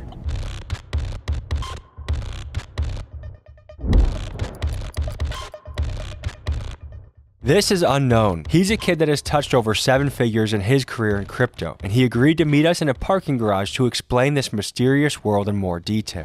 What do you go by and what do you do in this space? My name's and I like to engineer for cryptocurrency. Social engineering? Yes, sir. Tell me about that. Social engineering is the manipulation of gaining someone's trust, even though it's not really true. What team does it take to do this? Like, what are the different roles that need to be done? So there's 3 parts of it. It's always a 3-way split. There's a data provider, there's the engineer, which is the caller, And there's like usually a boss that helps keep it like behind the scenes, like send the emails and all that other stuff. And who do you think is the most important in this 3? Probably the caller, because they have to gain the target's trust. And people are meeting each other in Minecraft? Correct. So it's a common way to get into this. Oh yeah, Minecraft is usually the biggest way like that everyone gets into this kind of stuff. That sounds hilarious to say out loud. Yeah, it really does. My friend sold a username on Minecraft for $250,000 last month. LARP. A LARP is a live action role play. It pretty much means that you fake flex all your things, you get your things off of shit like Pinterest, drive rented cars, all that other shit. What is a skid? A skid is when a person like, they might be a little bit smart, they just lie about things. Somebody's pretending they make a bunch of money, pretending they have a bunch of things, or they know how to do stuff. You'll call them a LARP. You'll say, oh, you're role playing, you don't know what you're talking about. Do you have any worry that you might get caught? Honestly, I don't. Because I know that I'm kind of safe. If you were to guess, how much would you say your parents are worth? Low 7 figures. Are you in high school? Yeah. Did you skip high school to come here? No, sir. So you're still in high school. At what point can you use this money and start your own LLC or do something legitimate? I mean, at the end of the day, I can go start something legal right now because I have this big empire. And honestly, that's kind of what like the goal is, because if I'm getting all this legal income and I get questions for how much money I have proof of income right there. How much money is enough money to you? I mean, how much money is enough money to anyone, right? But honestly, if I go home tomorrow and I hit another $1 million, I'd probably be done. So you think you're still gonna keep going? Unfortunately, yeah.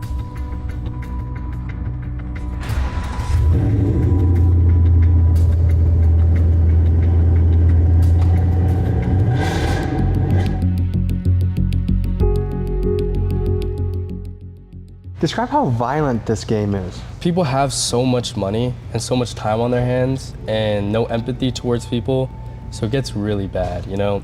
People are hungry, and a lot of these people see people with money and they want it. They'll send people after you, kidnap you, they'll do anything in their power to get that money away from you. So when I was leaving my house, black car pulled up, 2 people with guns, 3 people with machetes, put me in the car, took me to some place, and they wanted to make some quick money, and then they would sort of let me go. So how much did they rob you for? $50K, they didn't manage to take that much. I've seen people go up to people's cars, shoot their cars. I've seen people get shot at. I've seen windows broken. I've seen Molotovs going through windows. I've seen people tied up. I've seen people get like needles put into their arms. I've pretty much seen it all. Within the comm, they have networks that offer violence for hire services. How this works is someone can say in a Telegram chat, for example, do you know anyone in Chicago that can do a job? I'm offering $10,000. And the common options for this violence would include bricking, which involves throwing a brick through someone's house windows.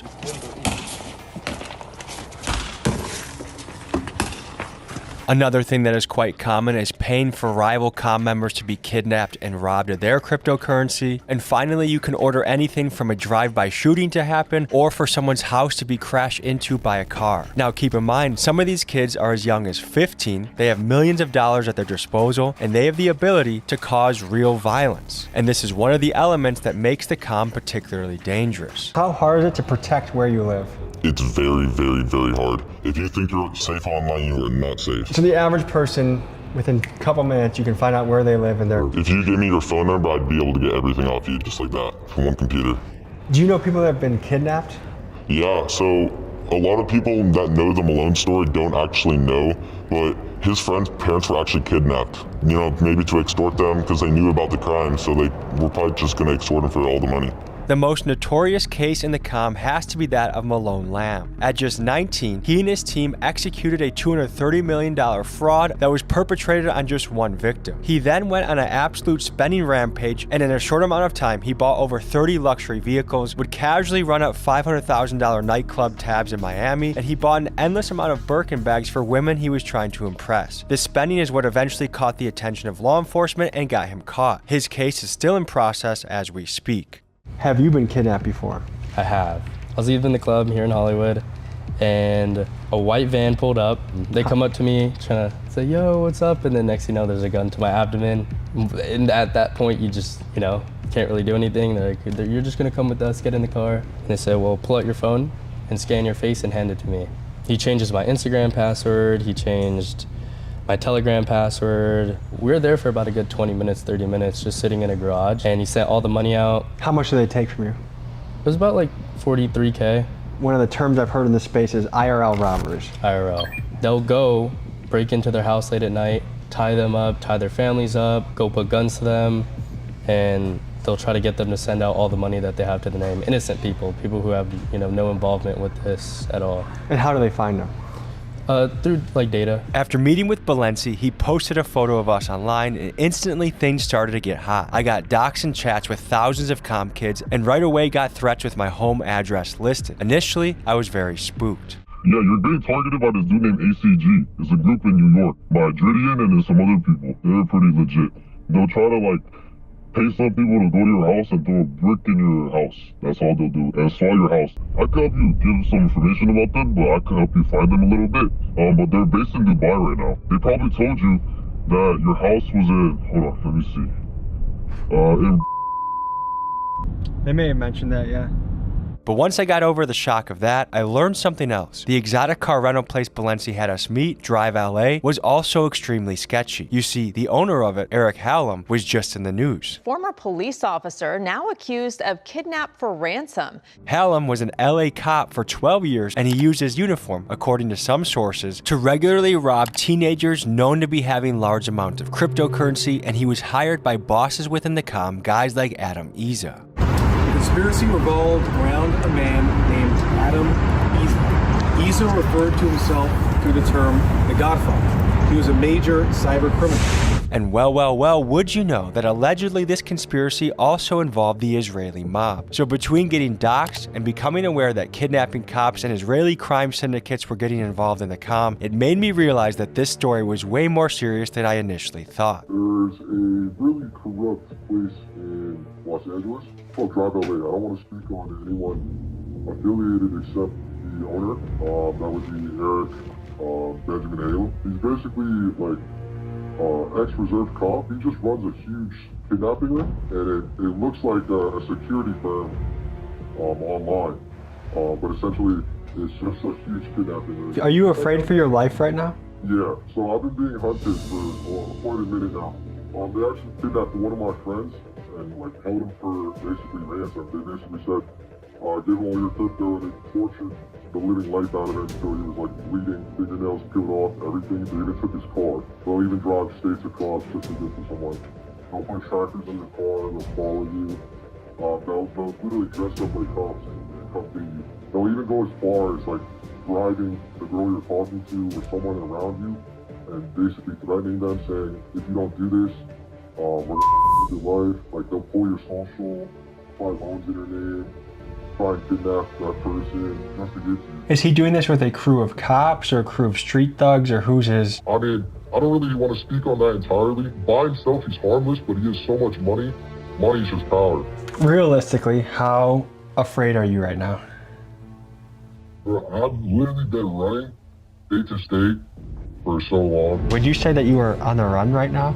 I'm on the run from, the government. I don't have any government agencies looking after me. I mean, I'm on the run from people, maybe.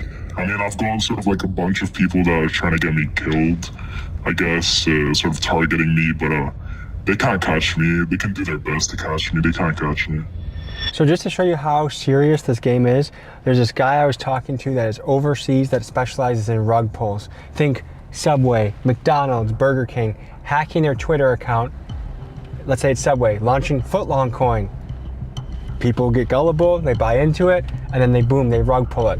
He just, I'm backing out of the moment for security reasons. Sorry for wasting your time, I would have done it, but people just got really mad at me. There's a lot of threatening in this game. I've had people message me that are trying to threaten me or say other people are threatening me. It's a very weird space. People want to really act like they're violent, but just to say that this is not a game. We have lots of money on the line, lots of prison time on the line, and kids that are so disconnected from empathy and reality that they are willing to swat each other, rob each other, kidnap family members. I mean, this is much deeper than I ever could have guessed. Basically, these guys are, Balenci had a threat to me, and that Balenci called him 2 or 3 hours ago and mentioned those threats. Yet Balenci is supposed to be, we're supposed to be meeting him shortly here. I told you the other day as well, he is a threat. The thing is, him himself physically not a threat, but he feeds information to dangerous people, if that makes sense. So probably cut him off. 100% cut him off. He tried to get us to come to a mansion party yesterday, and he wants to meet us in like an hour. You think this is, you would say it could be a setup?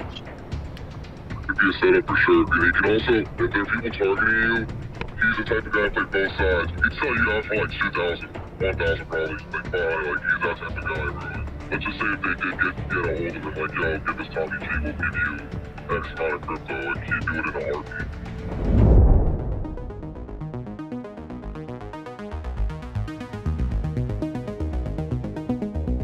This is Nick Prococo, the Chief Security Officer of Kraken. Nick has an OG hacker background and has been running elite white hat security teams for many years. His company Kraken has one of the best track records in the industry when it comes to defending customers from these kinds of attacks, so I wanted to get his perspective on this story. In the course of making this video, I was threatened allegedly by guys that may be located in Dubai right now. And people could look at that and say, they're in Dubai, they're living a lavish lifestyle, they might have tens of millions of dollars to their name. What's gonna happen to these guys? Yeah, I mean, when you're dealing with other countries, that becomes difficult, right? Like, international law enforcement needs to take control of that type of investigation. What are the penalties for doing this? They can go to jail for many years, especially computer crimes are typically,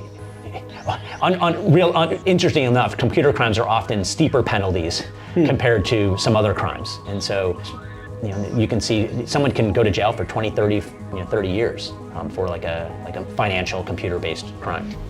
Would you say the federal government is equipped to kind of go after these kids and stuff? They're getting better. You know, I'm working with a number of law enforcement agencies across the country to teach them how to do this type of analysis, you know, and bring some of the tools to them to show them how to use them. Prosecutors are learning how to prosecute these cases, in some cases even start that process even before the identity of the perpetrators are known. So there are definitely steps that are being taken, and the capabilities are getting better. Right now, where would you say we are in the adoption curve of crypto? I think we're still very early, even though it's been about a decade, right? It's a decade. If you think of, I sort of compare it, and a lot of people do, they compare it to sort of the internet adoption, right? Like when I was doing early internet activities, early 90s, mid 90s, there was handfuls of people or thousands of people maybe online at that time. Across the industry, Kraken has been rated as one of the top security cryptocurrency companies on the planet.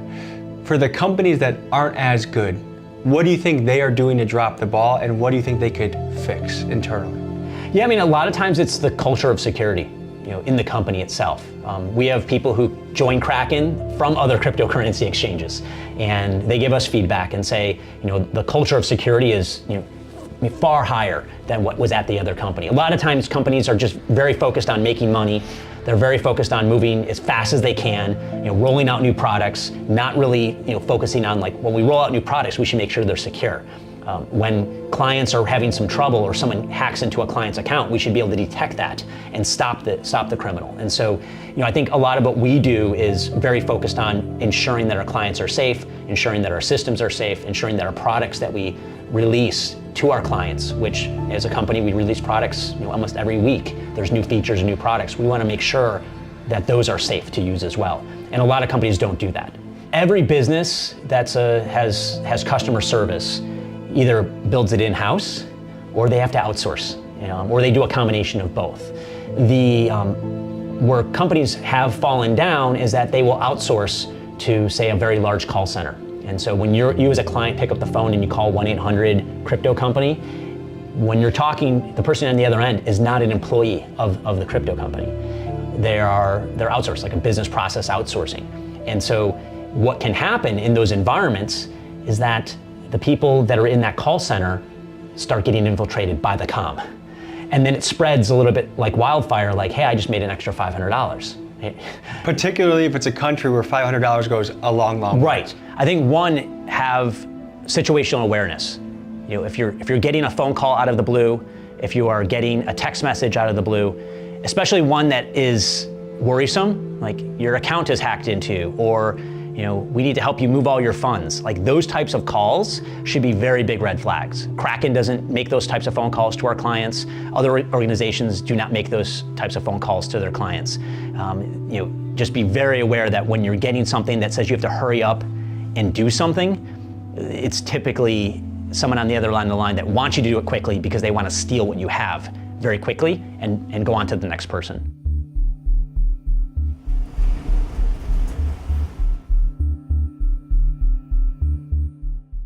Philip Martin, I'm the Chief Security Officer at Coinbase.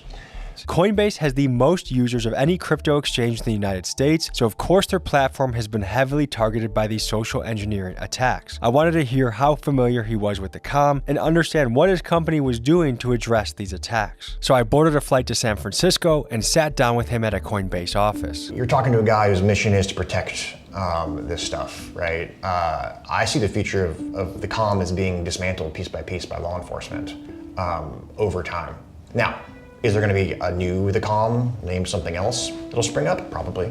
And that one will get dismantled too. And then there'll be another one, and that one will get dismantled too.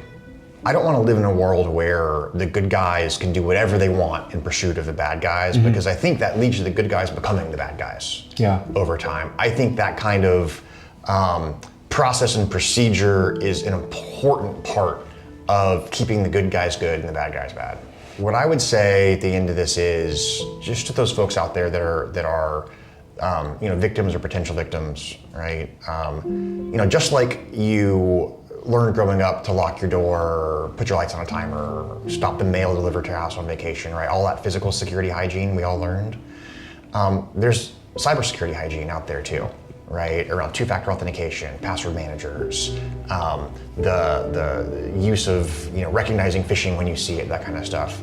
And it's very, very important that folks invest in that kind of hygiene and knowledge, just like they do for their house or their car or any other asset that they have. What are some things people back home should know that is going to protect them from losing their money? Minimize the data that's out there about you online. Be skeptical, right? You're going to get these calls, text messages, emails, things like that.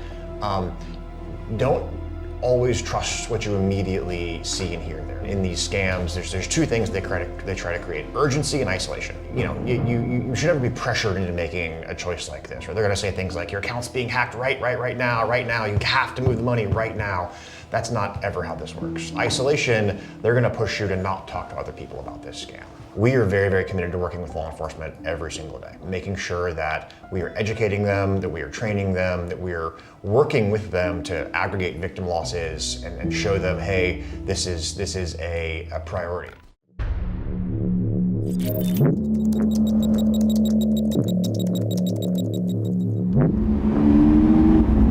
Massive Chinese hack into phone systems right here in the U.S. New details tonight on what's being called one of the worst cyber hacks in history, with federal officials revealing they've been investigating China for months. U.S. officials today went public with new details about a massive and ongoing Chinese hack of multiple U.S. telecom companies.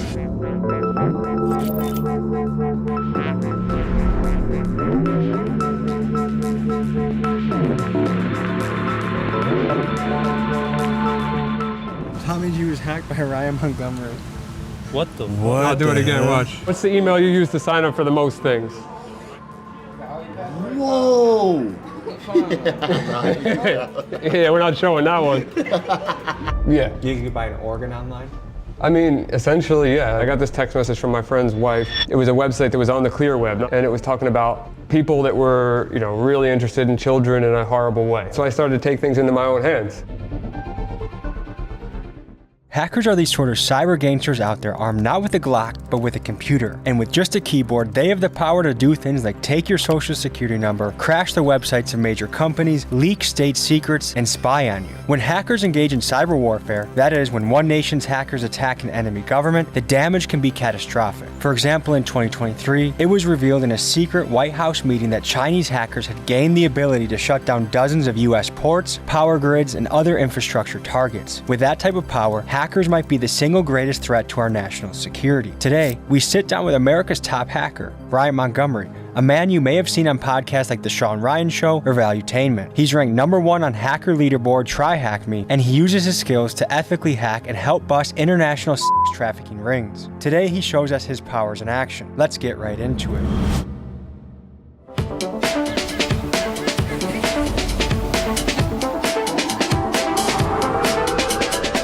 Today we meet with one of the most potentially dangerous people we've ever met with, a hacker, which kind of sounds unlikely that they could be dangerous, but these guys have the power to topple nation states by leaking information or exposing government secrets. They have the power to take your information and steal your money. If they want to be diabolical, a hacker is a very powerful person. So anyways, we're pulling up. I have some bad news for you. Yeah? I already got into your mainframe and I have everything. Take it all. How are you? Pretty good. What is a hacker? A hacker, so my explanation of a hacker is somebody that has the ability to think in a way where they're looking at a device or they're looking at an object and they don't look at it for what its capabilities are out of the box or what people may interpret it to do. They're going to try to modify it to do something that it wasn't originally designed to do. I think it's more of a mentality. I think that you are like a YouTube hacker. In my brain, I think that if you found a way that a thumbnail works in a specific case or a title works, or maybe you switch the title every 3 days and that ramps up your views, that's hacking. You're using a system that's not designed to work that way, and you're abusing the system for your benefit.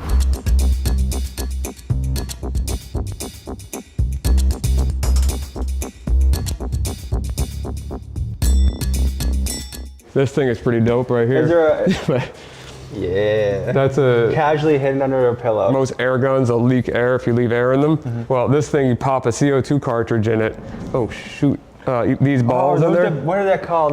The pellets, like the pepper spray pellets. Yeah, but these have pepper spray and tear gas. I'm not like a defense type of guy, but I definitely like to have some stuff ready.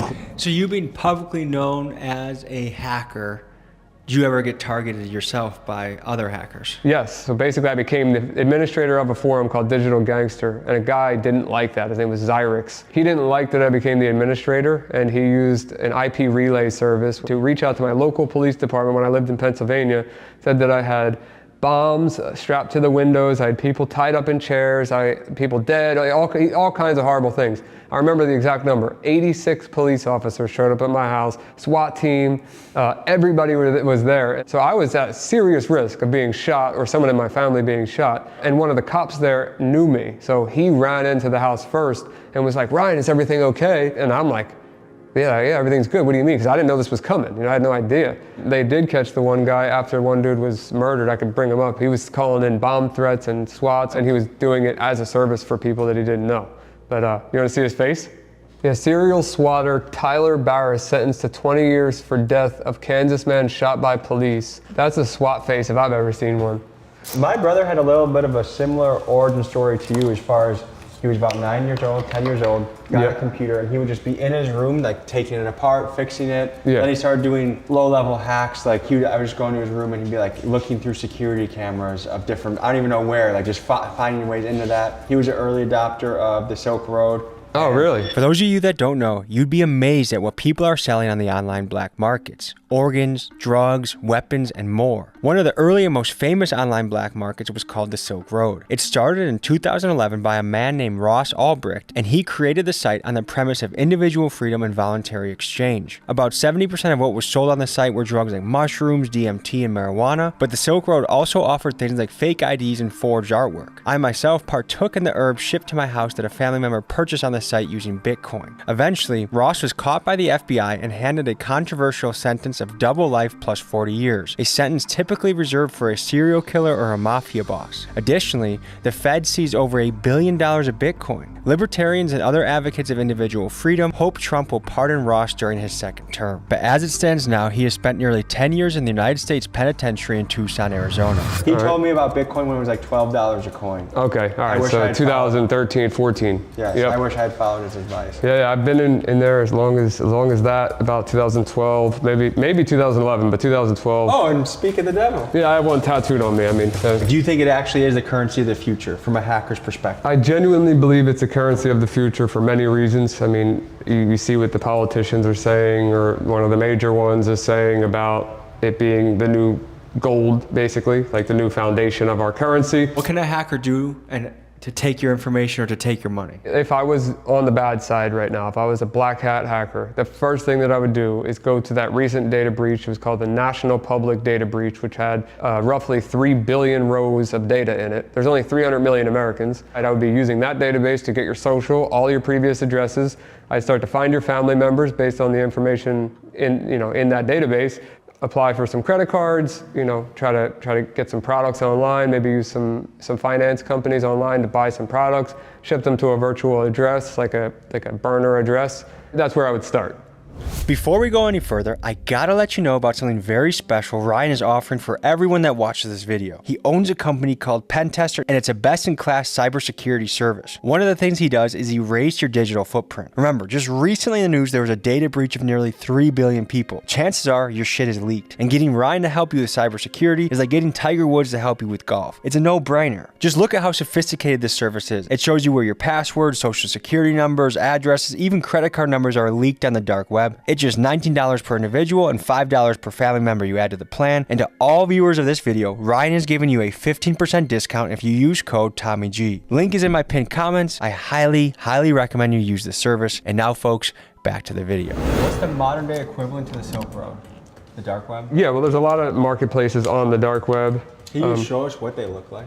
Oh yeah. So I mean, I'm just gonna look it up as if I've never seen it, because that's genuinely, I don't know of any good ones right now, but we're about to find out. Because that's where you can buy people's credit cards. That's where you can buy guns. That's where you can buy almost anything, right? Yeah. You can buy an organ online. I mean, essentially, yeah. I mean, there's a lot of different services that claim you can buy a lot of things. So I know for sure. Guns, drugs, unfortunately, children, some adults. You can literally buy humans online? Yeah.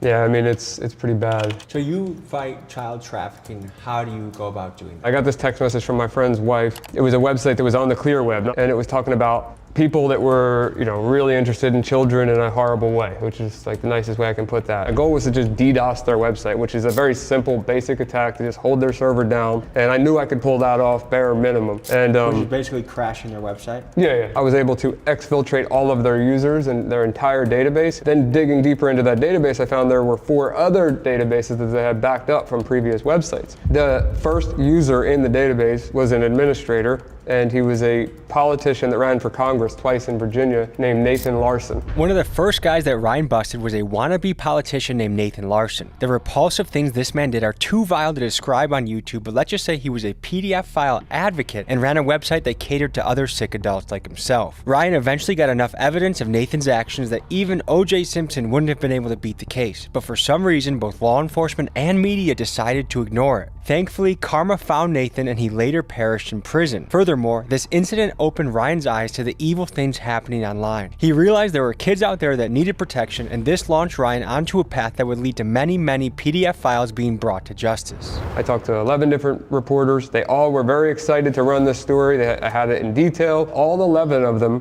came back to me individually and told me that their legal team was not willing to run it in various ways. And then 6 months later, he got arrested in Denver, Colorado with a 12-year-old girl. That broke my heart. It really genuinely did, because I felt like something could have been done about that, until I started catching them locally around here with a friend, a professional MMA fighter, Dustin Scrappy Lampros. It worked out, and it got the word out there to people that this is a real issue. Should we be concerned about the power of the Chinese and the infiltration they have in this country? I think that it's a legitimate concern, yeah. Cyber attacks, I think it's going to be, if not already, the modern warfare. China has some seriously crazy hackers, and they're very powerful. As we were in the middle of editing this video, a cyber attack occurred. In what's being called a major breach, Chinese state-sponsored hackers were apparently able to infiltrate the US Treasury cloud storage and steal documents at will. The Chinese have of course denied the allegations, but between Chinese cyber attacks and the unusual drone and weather balloon activities, it seems like the Chinese are testing us, leading me to wonder, when it comes to the world of cyber warfare, who has the upper hand, us or them? Most people will recognize this as a garage door open opener. It's pretty straightforward, opens and closes a garage. And my garage door is a rolling code system. So every time you hit the button, it sends a different code. Like the old school ones had these things called dip switches, and that would be a static code that always stayed the same. And if you captured that signal, it would always work. So I'm gonna take the rolling code from this garage door clicker, which is gonna put it out of sync, and I'm gonna have forever access to my garage door by just clicking this button. So if I hit frequency analyzer, I figure out what frequency this is. It says 390, right? Bring it to 390, and then I'm gonna hit it again. And you see how it just says security plus here? So if I save this, well, I'll just keep it up for now. So hold this so you know I'm not using anything. I hit send, garage is closing, hit it again, opening, hit it again. So now, every single time I have forever access to this garage, but now tell me you hit the button and show that it's not gonna work. It's the left button. You have to click it as many times as I click this to get it back in sync. There you go. So now it's back in sync with this. So that is a rolling code that changes every time, but now the flipper is in sync with the garage. Everybody's got a garage door with an entrance to their house, and how many of you keep that door locked? I'm sure not many. To see if his tactics really work, we took him to the Pompano Beach Hood to see him in action at a barbershop off of MLK Drive. Is this your first time hacking in the hood? No, I grew up around the hood, but yeah. I mean, it'd be my first time around a bunch of random people just trying to show them things. I don't know. We'll see. Sir, do you want to see what this guy has in his backpack? He's got some This thing right here looks like a radio, right? Yeah, sure. I could find airplanes with that. I can open a car with that. I could open your garage. You guys want to see some house. wild shit? What's up, brother? So he's one of the top computer hackers in the country. What's up, brother? So he's got some shit. Oh, man, I'm Ryan. Nice to meet you. You can grab a credit card through a wallet. I could show that too. Yeah, so you know, I don't know if that's RFID blocking or not, but let's say it wasn't. So you would just go up to somebody, and then boom, there's his whole credit card number. Oh, nah. We'll blur that. We'll blur that. Yeah. Just so we could get both sides of the story. Yeah. Why are you a good hacker when there's more money and, you feel me, non-ethical hacking, whatever you That's a good question. I did both sides. I was on both sides. And I found out that being on the right side, I do make a lot more money. So honestly, owning a cybersecurity company, doing things, like I'm able to hack banks, I'm able to hack governments, I'm able to hack Walmart, NASA, Amazon, Uber. They're gonna pay way bigger, man. To clarify, what Ryan is referring to is called white hat hacking. These are good hackers that companies can hire to test their cybersecurity so they can expose the openings in their system and make their security tighter. So yes, you can get paid to ethically hack major companies. So what the hell is this? So this is called a hack RF. These things are wild. It's like a radio, like obviously like the best way I can explain it is it's a radio that has a range from like really, really low to really, really high. So whatever he was saying to his baby mom in the car, you heard it? I mean, it depends on how they were talking. Mission Impossible shit, bro. So let's look. So right here we can look at airplanes. I see one over there. Yeah, I'm pulling a lot more than one.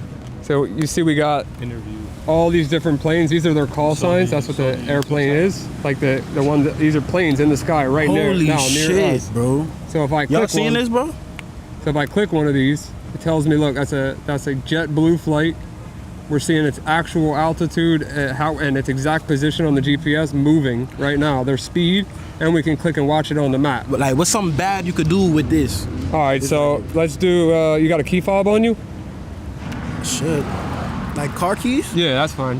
All right, hit the lock button on there. You see that pop up? What the hell? You click it again, you'll see it pop up again. So it's like a signal? Yeah, so I'm capturing that signal.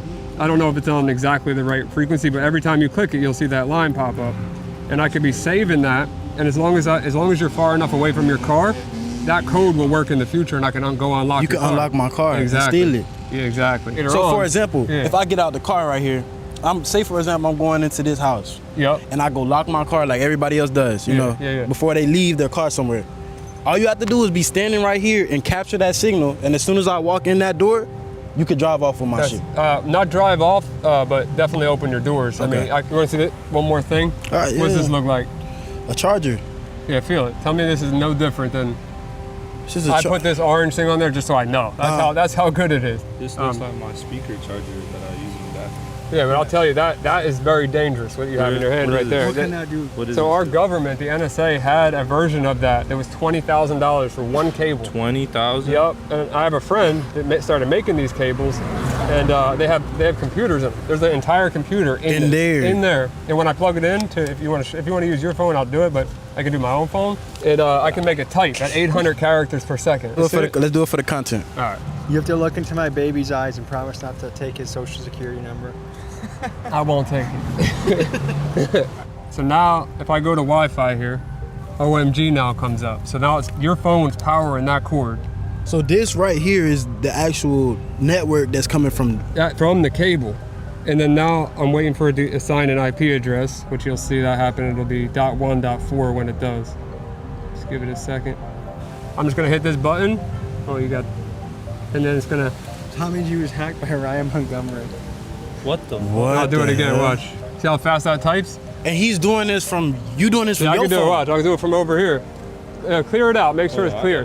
Tell me when you're ready. You ready? Yeah, nah. All the way over there. Next, I have my friend Florida rapper J Dirty pull up, and he takes us into his favorite barbershop to up the ante and see what Ryan is capable of in a live situation.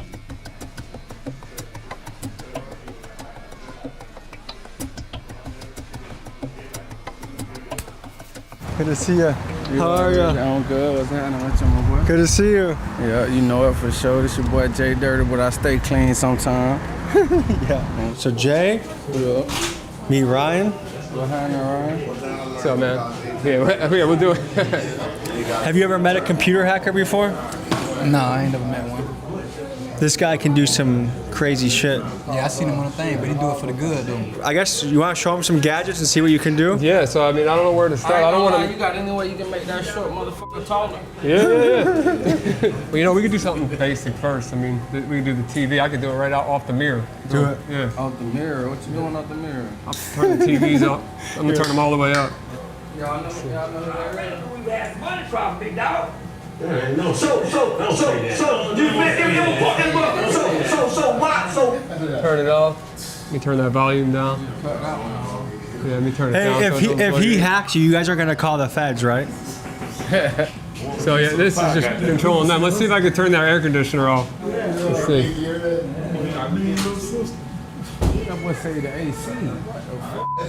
Oh, it's off. There it goes. You ever seen anyone do anything like this before? No, man. So this right here is gonna. Hit it GDs and BDs too. I don't know what that means. So if I turn this on though. Is this Zopalm certified? The mic went out too. Okay. Yeah, there's nothing I can do about that. This is like a minor EMP strike. It is. So I turned it off. You can now it's back on.